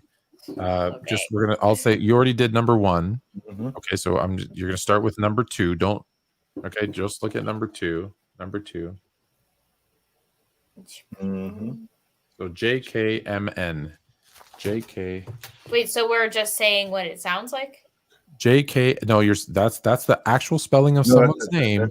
Your job is to guess what name it is. JKMN. Do you need to see it again? Or are you okay? No, I'm good. Oh, I know it. Yeah. Wait, no, is it Jackman? Jakeman? No. Nope. Incorrect. Yachman. It is Noel. What?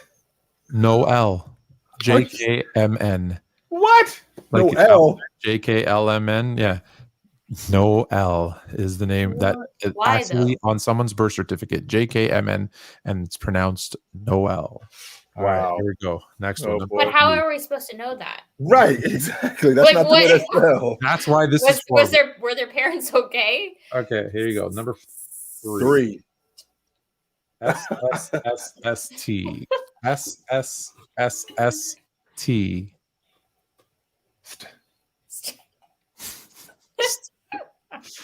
You got to think outside the box here, guys. You got to think outside the box. These are real people's names on their birth certificates.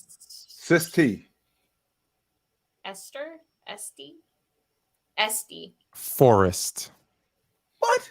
This isn't even like I feel like I'm in a different universe. That's where I'm at. I don't like right this. now. I feel like I'm at. Doesn't make me feel good. 4. That's why I'm what's it called? H. I feel like here we go with the H with the AI, the artificial intelligence, right? These are actual names. In what world? Like I need in the United States of America. These are actual birth certificate names. Here's the last one because I know people are thinking we're nuts. Here's the last one. Okay. Is that an L tone or an I? The third. It's something the third. It's AVIIILYN. Okay. Kivlin. KVIIILYN. Kevlin. Kevin. Lynn. What? I don't know. I'm just making noises at this point. Lynn. What if I did it like this? Vlin. What if I wrote it like this? Would this help you? The 4th, the 3rd, the 8th. I'm sorry. 5 minus 3. The 8th. 5 plus 3. Caitlin. You got it. Caitlin. Nice. Congratulations, you got one. Those are. But I don't get Noel. Like why is Noel? Because the alphabet. If you go in the alphabet, A B C D E F G H I J K L M N O P, right? So they put J K M N. So in this row, there's no L. Oh, and that, wow. Yeah. That's. Could you imagine? Sick yeah, people. Your parents are mean. Here you go, double P. Yeah. Okay. Back to basketball. I have more. I have 10 of those, but okay. I feel like I could now that I like get what understand the logic. Yeah, a little bit. Yeah, maybe. Okay. As a proud Boston hater, shout out to you. That Eastern Conference final result was gold. I got the Celtics fans' hopes of just to be let down in the end, and the cherry on top was Joe Mazzulla wasn't fired since they weren't swept. Hey yo! Yeah, it was beautiful for some of us, but I know Celtic fans. Were you a Boston Celtic hater, Hailey? Yeah, proudly.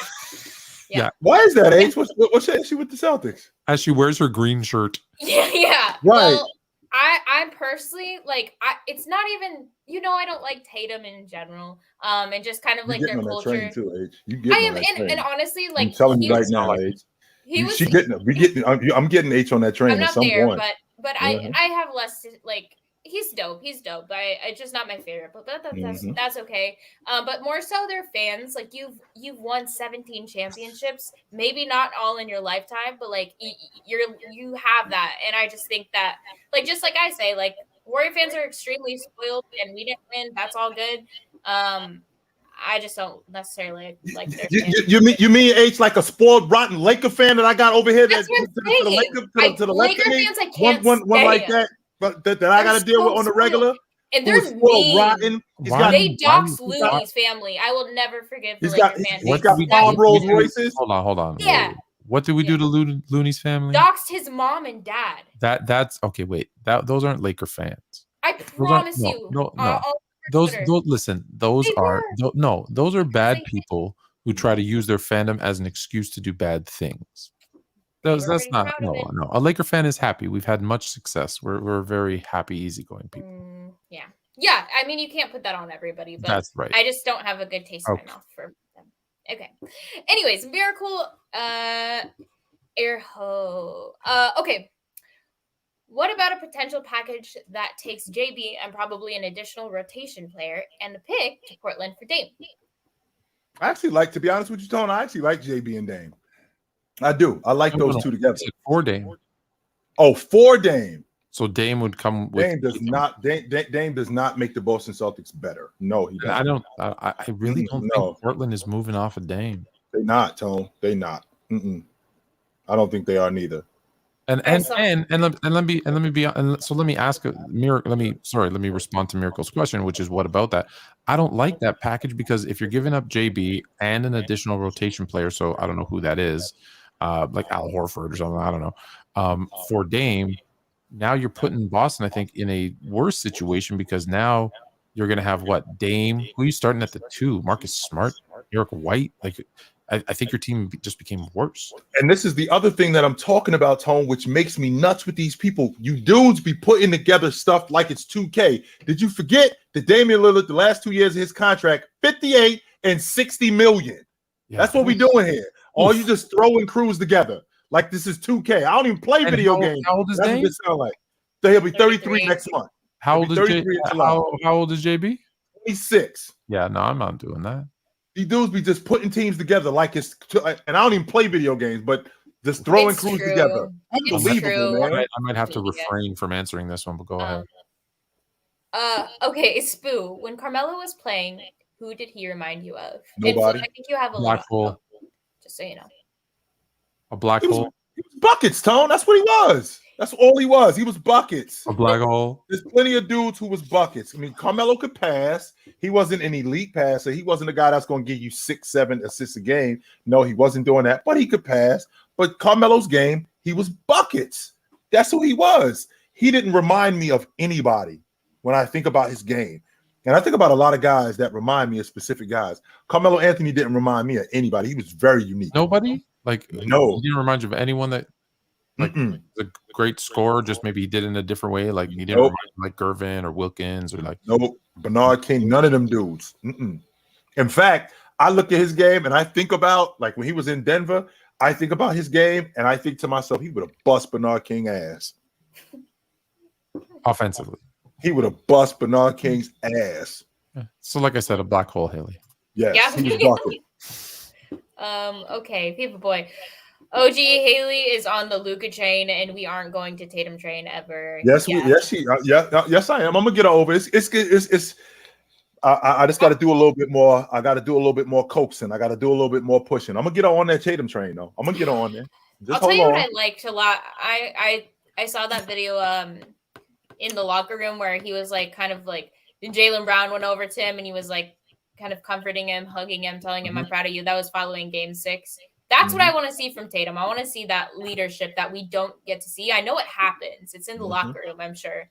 But I want to see a little bit more confidence. It's that mental aspect that's lacking. Sorry, there's a really bad echo, but yeah. I think it's on your end. When I paused and yours was still, but I can pause mine. It's probably Jay. It's always Jay's fault. Oh, see, now there's no echo. I don't hear an echo. Yeah, see, it was yours. Okay. I don't know. Where were we? So we read that one. Yeah, we just got that one off. Yep. You can unpause and unmute. Okay. Huncho, chill. When are you going to ever send the link? But liking the Monty Williams hiring, but if they got the number 1 pick, who would have been the icing on the cake? Whoa. We'll drop. Well, if you want to come on in here, Honcho, we'll drop the link. No problem. Yeah. If you want to come in here, we'll drop the link. Whatever on your mind, come get some. But what is he talking about? Oh no, liking the Monty Williams hire? Mm-hmm. I don't know what that means. But if they got the number 1 pick, what happened? Yeah, he's saying he likes the Monty Williams pick, and had they gotten the first overall pick, it would have been icing on the cake. Yeah, they ended up getting the Detroit, number 5 pick. Yeah, Detroit. So, we'll drop. We can drop the link for you, Honcho. It was a bad hire. Whatever's on your mind. It felt so weird when I saw that. I was so disappointed for him. Bad hire, too much money, bad roster. It's going to be a disaster. No, why is it going to be a disaster, Tone? Because it's not a good roster. Well, of course it's not a good roster, right? I don't think he's the coach that makes them better, because I don't think any coach makes them better. Now, remember too, Tone, we're talking about a Detroit team that was at the bottom of the East, just like Phoenix was at the bottom of the West when he got there, and he helped turn that group around. They got some young talent in Ivy, in Cade Cunningham, in Duran. They got the number 5 pick. And the thing I like about this contract more than anything, you have a problem with the money. I don't have a problem with the money simply because it's a 6-year deal. So we got $1 billion. We got a lot, right? We got a lot of time. With incentives to go to 100. Right. We got a lot of time to put this thing together. That didn't want to go there. He said no to them 3 times, and the only reason he said yes was because they offered him that much money. Yeah. Keep that in mind. Yeah, that's important. Hey, you've said this. There's good money and there's bad money. All money ain't good money. And so all money ain't good money. So if you're going to a place you don't want to be with a roster, because clearly if he liked the roster and liked the team, he would have gone. So if you said no to them and they just had to throw a bag at you to get you there, and I'm sure that there's outs in this contract that after a couple years, if this isn't working, we out. Yeah, I just feel like he's such a good coach. I don't want to see him go to waste. Not that he will. Not that I like the Pistons, but yeah. WP Part 1. An interesting fact from the past. Tatum just finished his age 24 season. Brown his age 26 season. The Celtics lost to GM7 of the Eastern Conference by 19 points. Part 2. Go back to the 1989-90. Pippen's age 24 season. Jordan's age 26 season. And the Bulls lost Game 7 of the Eastern Conference Finals by 19 points. And we know what happened next. Makes you wonder. They're both still young. Number 1 in Double P, Jason Tatum just turned 25 this year. So that's not true. In March, Jason Tatum bestowed this earth in March of 1998. So he just turned 25 this year. So that's not true. Interesting fact. Jason Tatum is no Michael Jordan. More interesting fact, Jaylen Brown ain't nowhere near close to Scottie Pippen. Nope. And even more interesting fact, Joe Mazzulla ain't Phil Jackson. No, he is not. He is not. So I can tell I can tell you exactly what I'm wondering is going to happen next season, and it ain't the start of a 3-peat. But good facts. Okay. Miami need to go up the D and Gordon and Murray MVP right now. Game just started, my man. Let's relax. Let's chill out. What can you read that again? I don't think I understood. Yeah, Miami need to go up the D and Gordon and Murray MVP right now. And this was probably early. They keep saying go. Yeah, they need to I don't know. Miami need to up the D. Yep. Gordon and Murray MVP right now. Miami need to up the D on Gordon and Murray MVP right now. Okay. I got it. Let's chill out on these two dudes. I put the link in the chat. Yeah. Go get Honcho, because Honcho Yeah, Huncho, whatever his Yeah. name. Huncho's coming. Come through. He clearly got a problem with me. So let's get to the bottom of your issue. Miami down only 12 right now, though. Anything's Miami's possible. winning this game. You think so? Miami's winning this game. Okay. Miami's winning this game. I like that. Hey, anything's possible. Okay, Brolo555 for Chill. Has Shaq invited you to be a Freemason? No, he has not. Well, first of all, even if he had, he wouldn't be allowed to tell you, because that's like the first rule of Freemasons is 1, I can't tell you that I am a Freemason. 2, I can't tell you if I'm invited to be a Freemason. So thank you for the $2. But Shaq, if you're listening, I'm in. Illuminati, Jay-Z, if you're listening, I'm in. Oh, man. I'm in. Okay. Is DeJounte Murray a viable piece for Boston? Well, no, not only is he not a viable piece, just so you know, my man, Atlanta gave up 4 1s for him. Yeah. 4. You think that 4 1s? 4 1s for him. You think they're going to hand him over to Boston unless they're getting back 4 1s? You think Boston is giving Atlanta 4 1s for him? They're not doing that. No. It's either 3 or 4 1s. One of those two. It's either 3 1s or 4 1s. And Atlanta is not, and Boston is not giving you 3 1s for DeJounte Murray. So no. Mm-mm. Yeah, I think he just needs to stay put for now. No. Unfortunately. Who do you guys want to go with? Okay, True Hero, you are up first. Are you ready, True Hero? Are you ready, True Hero? Yo. We can't really hear you. What up? Oh, hold on. Going one. You hear me? What Yeah. up? Now we got Got you. Now we got you. Yeah. It's not really a hot take because I think people should agree. But I was debating today, and I was saying there's only 3 players in the world right now better than Jimmy, and they was naming like Book and all. I was like, man, get out of here, Book. But the 3 I named was Jokic, Giannis, and Curry. And the reason I have an argument for why them 3 for me, Jokic, because back-to-back MVP, you know what I'm saying? Giannis, because you can't go from the best. I'm not taking. I don't go from the best player. If you lose in the first round, you go to 10 now. And Curry, because he won the chip last year, so showing his respect. But y'all agree with those 3 or y'all? Did you have Jimmy Butler as a top 5 player 2 months ago? When they lost the ball 2 months ago. 2 months ago. During the season. June 1st, April 1st. So how did he go from not being did you have him as a top 10 player 2 months ago? Yes, I did. So you had so how did he go from whatever he was in the top 10 to 4? How did he do that? Well, I can tell you why. Well, Fluent, because I'm about to make Chill more fluent. Luka was one of them players, but Luka didn't make the playoffs, so I can't praise Luka over Jimmy. Like if say Luka was in the playoffs, he would have lost. I would have had Luka over him. But since he didn't make the playoffs, he's one of them people that's out. LeBron, he averaged 30. So I just want to be clear on what I'm hearing. So you took Luka out of the top 5 because his team didn't make the playoffs. Right. That matters. Even though they lost that last game on purpose. Right. That matters. Still matters. Yes. Yeah. Just asking. And LeBron, because he probably was one of the players too. His playoff progression dropped. I know he went for 40 in the last game, but the game before that he averaged like 22. So Jimmy was just better than him for me. And I think I did have him around that 6-7 range. And then he just moved up. And I'll tell y'all. So you agree with No, I don't agree with you. And the reason why I don't agree with your stance because you still haven't given me a satisfactory answer on how people become top 10 players. Or is it just a year-to-year thing with you? No, it's not that. It's clearly that because Luka is now out the top 5. He was And a if top that's 5 the case, player.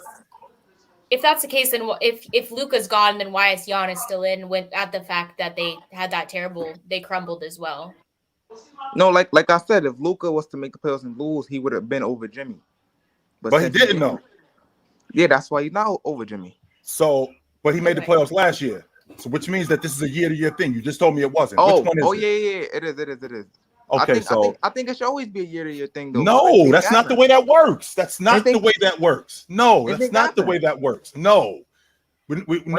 No, that's not the way that works. So if I've been doing something for 7 years and this one year I have a bad year and this guy comes along and he has one great year, he better than me. You just mean True Hero. You mean right now? Those are the Yeah, best. right now, not Yeah, overall. I mean, 'Cause that's his obviously, list. yeah, Yeah. yeah. What do you mean? That's what. So okay, so again, right now, so that means that in a year that's going to change. Yeah. Yeah. But I think So Embiid what I should so be in there. so what I've done up until this point doesn't matter. Jay, You, it's this season. you get what I'm saying. Like in a way. No, I don't. I don't get what you're saying. No, I don't. I do not get what you're saying. Chill. I'm basically. If you were to say these are my rankings for the way players are playing right now, that might Now we be talking. that might be the better way to say it. Yeah. Now we that talking. I'm with you. Now we Okay. talking. Playing right now. We can't be shifting around, and this is why I tell you, like, I know you're not doing an all-time list, but this is why I always tell people I don't want to put active players in an all-time list. I want to wait till it's done because the shifting of players is so fast. It's like they have a big game. Oh, Booker scored 70. He's top 5. I'm like, no, no, he had a really good game. And then Damian Lillard does it a month later, so he top 5 too.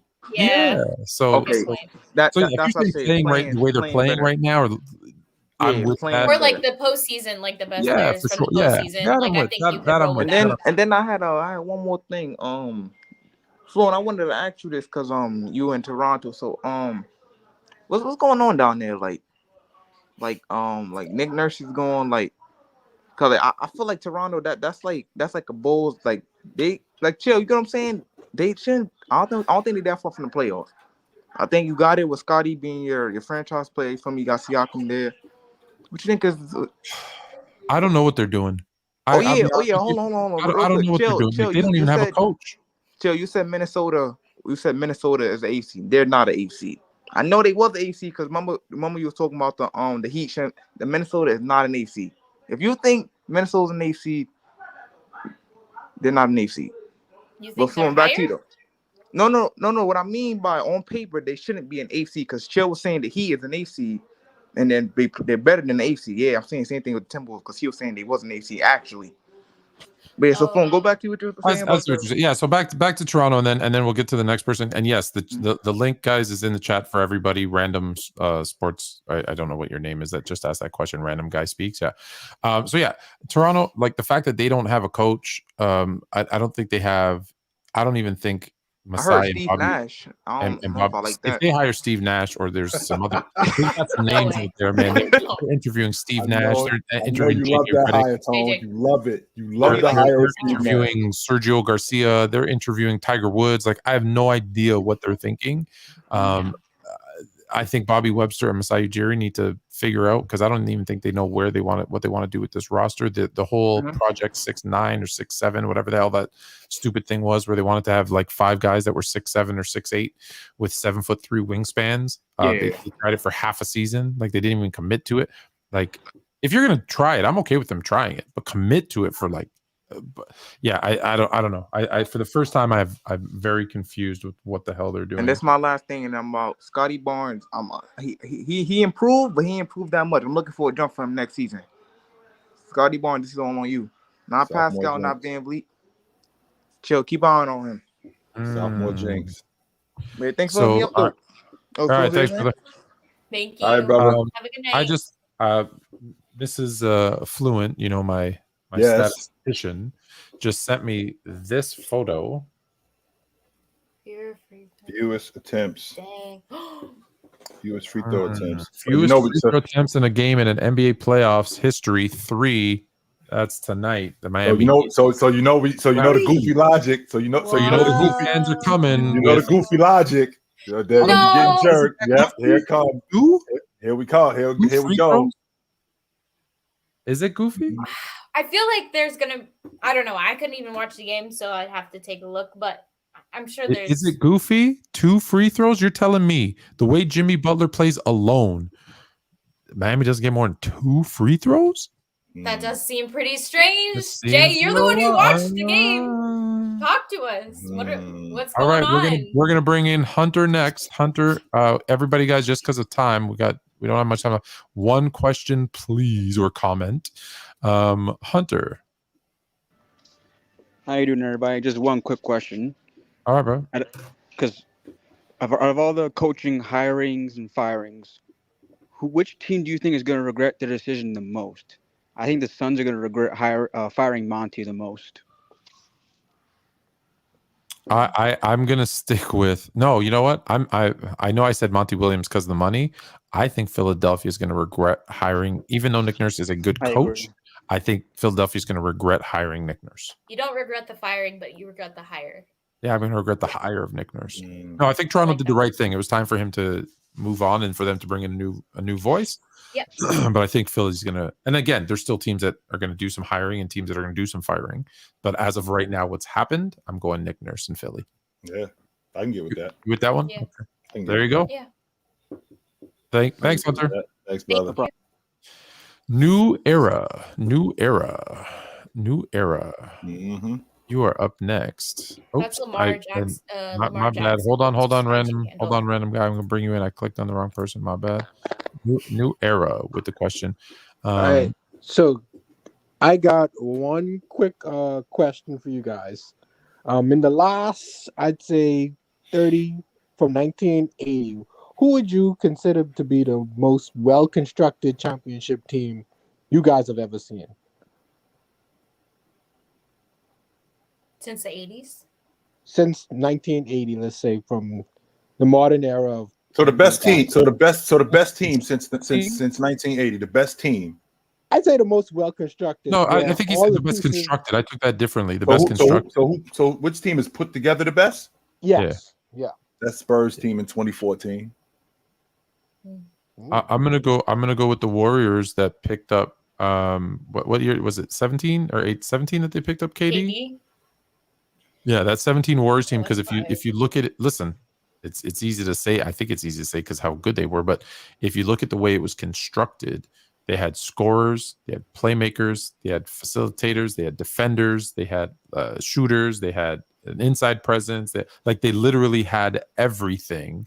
And it was really well thought out, and they had the right game plan to get them all the ball the way that. So I'm gonna go with, again, maybe an easy answer, but the 17 Warriors. I'm gonna say the Bulls in 1996. That team was completely torn down and then built back up. So you got the 72. You got your the scoring. 72. That's a good one. You got your scoring in Jordan. You got your complete player in Scottie Pippen. You got your rotation player in Tony Kukoc. You got your long ball shooter in Steve Kerr. You got your defender and your rebounder in Dennis Rodman. You got your great coach. I'm gonna go with the Bulls. And another question would be how, over time, how would that team do out of all the teams constructed? Mm-hmm. I think that Bulls team could probably. I think they'd be just fine in this era. I think they'd be just fine if they played in this era. So can I give my choice? Who? I would say who you got? I like the 1989 Pistons. Mm-hmm. I think they're one of the most top to bottom. I think they're put together pretty nice as well. What do you like about them? I like how Isaiah and Dumas could be movable pieces from the backcourt position, and then having Vinnie Johnson come off the bench. Mm-hmm. I think that backcourt is very underrated in terms of as championship caliber, and the defense for them is underrated as well. Not the overall team defense with Rodman and Lambert, but I think in modern day a lot of people just knock them because they say they used to beat people up. But defensively, I think they were much more better as a defensive unit than people today give them credit for. I know a lot of players say that the 80s used to just beat them up basketball, but I think what they accomplished is commendable. That 89 Pistons defense, I don't know if I can name 5 defenses better than them. I don't. I agree. I'm not sure if I can name 5 defenses better than them. I agree. Yep. All right. Ron. Yep. Thanks. Thank Appreciate you. it. Have a good night. All right. Next up is Random Guy Speaks. And he's ready. Hey guys, how y'all doing? What up? Found you guys are on episode 97, so I've been mainlining all your content. I've been starting to watch basketball since the pandemic, and this is the first year I'm comfortable enough to even have some basketball conversations. So as I go back further, especially going into the 80s, the 90s, and the 70s, I want to learn. I want to see what would you guys say that I should look out for as I watch those games, whatever I can find them on the internet. So when you watch the 90s is the era of the big man. I mean, there's a guy who played in the 90s named Jordan. He was awesome. We all know that. But the 90s was the era of the big man. And what you'll find out when you're watching the big man, you'll find out how good the big man was, how he had evolved from the 80s and from the 70s to the 90s, how much better of a rebounder, how much better of a rim protector, how much better of an athlete he was.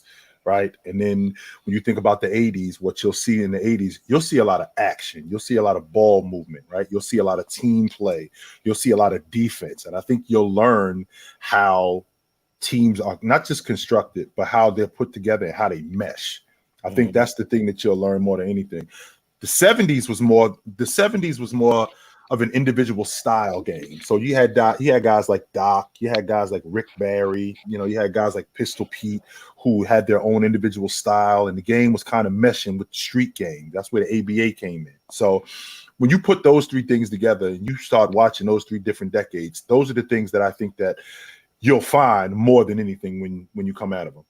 Do you guys have a series or any like a playoff series you guys would recommend? Or obviously you guys have mentioned Dr. J, obviously Michael Jordan. I mean, I'm casual enough to know who Michael Jordan was, right? But the thing that I'm really fascinated by, especially with how Nikola Jokic is playing right now, I'm fascinated with the big man. I'm not low fascinated. He's wilding with where he's placing him up, but I'm fascinated to see when people talk about Will Chamberlain compared to Bill Russell and how Will Chamberlain was a winning player and how Bill Russell was a winning player and Will Chamberlain was a stats guy. Like, how people say Tom Brady and Peyton Manning. Right. And I'm fascinated by winning players because like Jimmy Butler's a winning player. Right. And I'm just like, how does he just make it work? And that's been the biggest part of me learning about basketball. It's like, you don't have to be the best player on the court, but if you're a winning player, I love winning players. And I think Jokic can be a winning player. I just hate the fact that sometimes it feels like I could play better defense than him, even though obviously he's a professional. Trying, I know, but I'm like, come on, Jokic, come on, bro. What are you doing? He's trying. It might not look like it, but he really is trying. And I love if you guys have any recommendations, because right now all I'm doing is mainlining basketball until football season starts. To answer your question about series, my favorite series in the 1990s was the 1993 Eastern Conference Championship between the Bulls and the Knicks. It was the maturation of the Chicago Bulls. It was a series that was about grit. It was about toughness, and it basically tested the will of the Chicago Bulls. It's probably my favorite series in the of all the series that I watched in the 1990s. The 1993 Eastern Conference Championship was my favorite. Sorry, I'm writing this down so I make sure I don't forget. Yeah. Come on, Fluent. I know you got something for me. Is he there? Yeah, he did. Tone. I don't even know if you guys can. I don't know if you guys can hear me. Yeah, I'm having so many technical issues right now. Can you hear me or no? Yep, we can hear you. Oh, okay. Okay. I couldn't hear what you guys were saying for about 3 minutes there, and I'm having technical issues. So if you repeat the question, I will give you my best possible answer. I was asking if you had like a series, especially as I look further back, like a playoff series that you would recommend for me to watch, especially as I understand, because obviously like playoff basketball is different than regular season basketball, and obviously learning about pace and play and what especially what Chill says, you can be a better player, but are you playing better like at the moment? And I'd like had to. That took me such a long time to understand. So if you have a playoff series you recommend, Fluent, I'd love to hear. Hey, if you got one too, go ahead. Okay, so at me. So you're looking for a playoff series in the 80s or 90s? Just one you recommend for him to go back recommend. And watch. Yeah. I already got 93. I'm gonna tell you, watch every Lakers playoff series. Don't do it. That's every Lakers playoff series. Why am I surprised? Why am I not surprised? Yeah, I did find myself watching a lot of Showtime Lakers lately. Yeah. But I'm still not crazy enough to say I'm smart enough to understand what's going on. That's why I'm looking everywhere I can to ask questions and all that. Because I don't know how these people walk up and just start like, "Oh, Magic was this, Magic with that." And if you haven't watched the game to truly say those kind of statements. So through your like I would journey say through basketball, for me. Go ahead, Fluent. Sorry, I was just say for me, what I would start with is I would start with all the conference finals. Right, like go through the years, like, and just so you know, it's actually interesting that you bring this up because starting this week, we're going to start going through every single NBA season, starting with 46. I'm already on the lookout for that, Fluent. Yeah, it's coming. It's coming. It's been tough tougher than I thought to get enough footage. So we might just do it where we talk about and show the limited footage that we have. But we were trying to get more. But that being said, I would start with the conference finals, because a lot of times when you saw the NBA final, I'm not knocking the NBA finals, but there were some mismatches. There were some good finals too, but I feel like when we saw the Eastern and Western Conference finals, you saw teams that knew each other a lot more, and so I feel like you saw kind of more, action, reaction, counter, right? Like, I'm going to change this up, I'm going to adjust this way, now counter adjustment. So I feel like those are the ones that you want to start with, and then from there, what you can do is be like, you'll get enough. Again, I'm trying to think of it from if this was something that I was trying to learn. So I would start there, and then from there be like, okay, now let me see, do I want to go to the finals? Do I want to go up around, or do I want to go back around? And I think, because it's so hard to watch so much of it, and in the 80s, you're going to have a hard time finding full series, right? They were on tape delay. There were so many issues especially in the early 80s.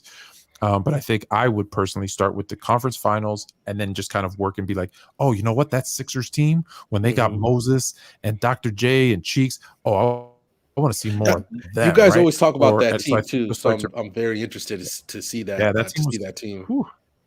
Yeah, they were awesome. Thank you, guys. Yeah, so that's what I'll start with, because that's 100 hours right there. You're gonna that'll keep you busy for a while. Hailey, you didn't give me your recommendation. Yeah, I mean, being the fact that I wasn't born through a good portion of the Now we're about the same age, so just go ahead and throw me a Warriors one. Yeah. Well, I would say, Warriors didn't win. Well, they did actually. They won one, but I would say for my favorite Warriors series was probably last year, only because it was such a big one. But yeah, I would say maybe, like Jay said, maybe the Spurs series, possibly Showtime Lakers, always good. And then of course, recent years, you've probably watched a lot. But Miami, any LeBron James series are always good. But I would say definitely like Warriors, Cavs. I did watch that 2018 run, and I'm like, I can't believe this man just said, you know what, Cleveland, basketball, the state of Ohio, I'm taking you all of you to the finals. Yeah. Let's just go. I got y'all, no matter what. And just the stories that are like within him being there and everything. I couldn't believe it. I'm fascinated with that. That might be the best player I've ever seen. That's what you gotta figure out. Yeah. But I'm just like, I'm not ready to make any lists. So tell Ticket, I'm not saying he's the GOAT. I'm not ready to make any lists. Yeah, you don't be scared. Don't be scared of no Ticket. I got words for Ticket, but don't be afraid of that. I got words for Ticket, but he knows more than me, and I don't like going into debates unprepared. Right. I don't know how people can just do that. Thank you guys so much. Yeah, appreciate you coming on. Thank you. Yeah. All right, you guys take care. Have a good night. You too. I don't know if I'm gonna be able to do this. All right, Honcho, finally up for you. All right. Can you hear me, good fellas? I'm gonna try and keep it together as long as I can, guys. Okay. What's up, PC family? Hello. What up? Hi. Chilltown. I don't have any beef with you, really. Yes, you do. You clearly do. You're in front of me right now. You said drop the link. We got to have a conversation. So bring it. Don't get in front of me and be like, I ain't really got. No, what's on your mind, brother? You can't what's on your mind? Now. I love your cousin and all that, but you know what's one thing that really irritates me? It's like whenever I understand he's criticizing these younger players and he wants the best for them, and he says, "Are you only satisfied with being great, or do you want to be the greatest?" And it kind of like irritates me because he was, to a certain extent, he was satisfied with being just great, And no, he wasn't. Really? No, he wasn't. He wasn't satisfied with being just great. Well, obviously, we're not going to we won't take his little rants with Charles Barkley too serious, but on multiple occasions, he's like, I didn't have to get ready for you bums in the playoffs. Basically. Which he didn't. Early on in his career, he didn't. No, he did not. He did not have to get ready for a lot of you quote unquote bums, because that's exactly what they were. But there were other guys that he did have to take more seriously, 100%. And had he taken everybody as seriously, he would have been even better than what he already was. So he wasn't great. He was way better than that. And if he had taken everybody as seriously as he took Olajuwon, as he took David Robinson, as he took Mutombo, if he took everybody that seriously, we wouldn't be having the GOAT conversation, because there would be no conversation. It would be him, and then it would be everybody else going away. Correct. And I think there's portions like with age comes wisdom. And I think he admits, when there's moments of like, I should have done this and this and this. And now all he can do is encourage guys to be better than those weakest moments that he had. And I think that's what we see a lot of times. He cares about those young guys and he wants the best for them, Yeah, but I like Chilltown. I forgot when Chilltown said it, but I think he said he was upset at the fact that we can't have like we're not able to, throw Shaq into that top three, and I wish we could have because him and Tim Duncan are my favorite players, and it's just up, to me. I wish I can have him in my top three. If he's had that. He's family, and I got him at 10. Yeah, That's kind of hard. What did that tell you? He's family, and I got him at 10. On my list, I got him at 9. Right. He family, and I got him at 10. So what does that tell you? Yeah. It doesn't matter how much you like someone. You just got to put them where they put them. It's no feelings involved. No feelings. Yeah, there's no feelings at all. But I relate to Chill and say I wish, obviously, I just wish we could have, because you can't. I don't think there's a lot of people you can't talk to introduce people to basketball and not mention. There's so many, but he deserves to be mentioned all the time. We're talking to someone who's barely getting into the sport, man. He's a top 10 player all time that you're gonna say is one of, if not the most dominant players of all time. So he's gonna be in the conversation. To give you to really quickly, because we got to go, but to give you an idea, as a top 10 player all time, I still think that there was so much more meat on the bone that he could have still given us so much more, as good as he was. Exactly. There was times when I watched him and I was in awe, like, yo, I feel like I'm really watching the modern day Wilt Chamberlain. This is fantastic. But there could have been more. Yeah, absolutely. Honcho, appreciate it. We're gonna go to thank you. I'm assuming the West Coast for our final check-in, because 604 Van City, I'm assuming is Vancouver. Hello. Yo, assuming. What up? Hi. I have one Are question. you in BC? What do you think is the most overrated NBA franchise? Are you in VC? Me? Huh? Yeah. Are you in Vancouver? Yeah, Vancouver, BC. Nice. Oh, yeah. The most overrated franchise? The Vancouver Grizzlies.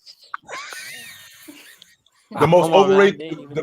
The most overrated franchise. I hate the Boston Celtics. The way that they talk about how they are a team of champions. They all that matters here is championships. Just so you know, since 1986, which was almost 40 years ago, they won the NBA championship one time since then. Once. But if you let the Boston Celtics tell you, they are the beacon, they are the standard of excellence. No, you're not. Wait, and Jay, how many of those did Bill Russell win, right? In like what, the 70s or 60s? 11 of the 17. How many of them told? 11 of the 17 were Bill Russell. What are you talking about, yo? Would you put the Bulls in that category? No. No.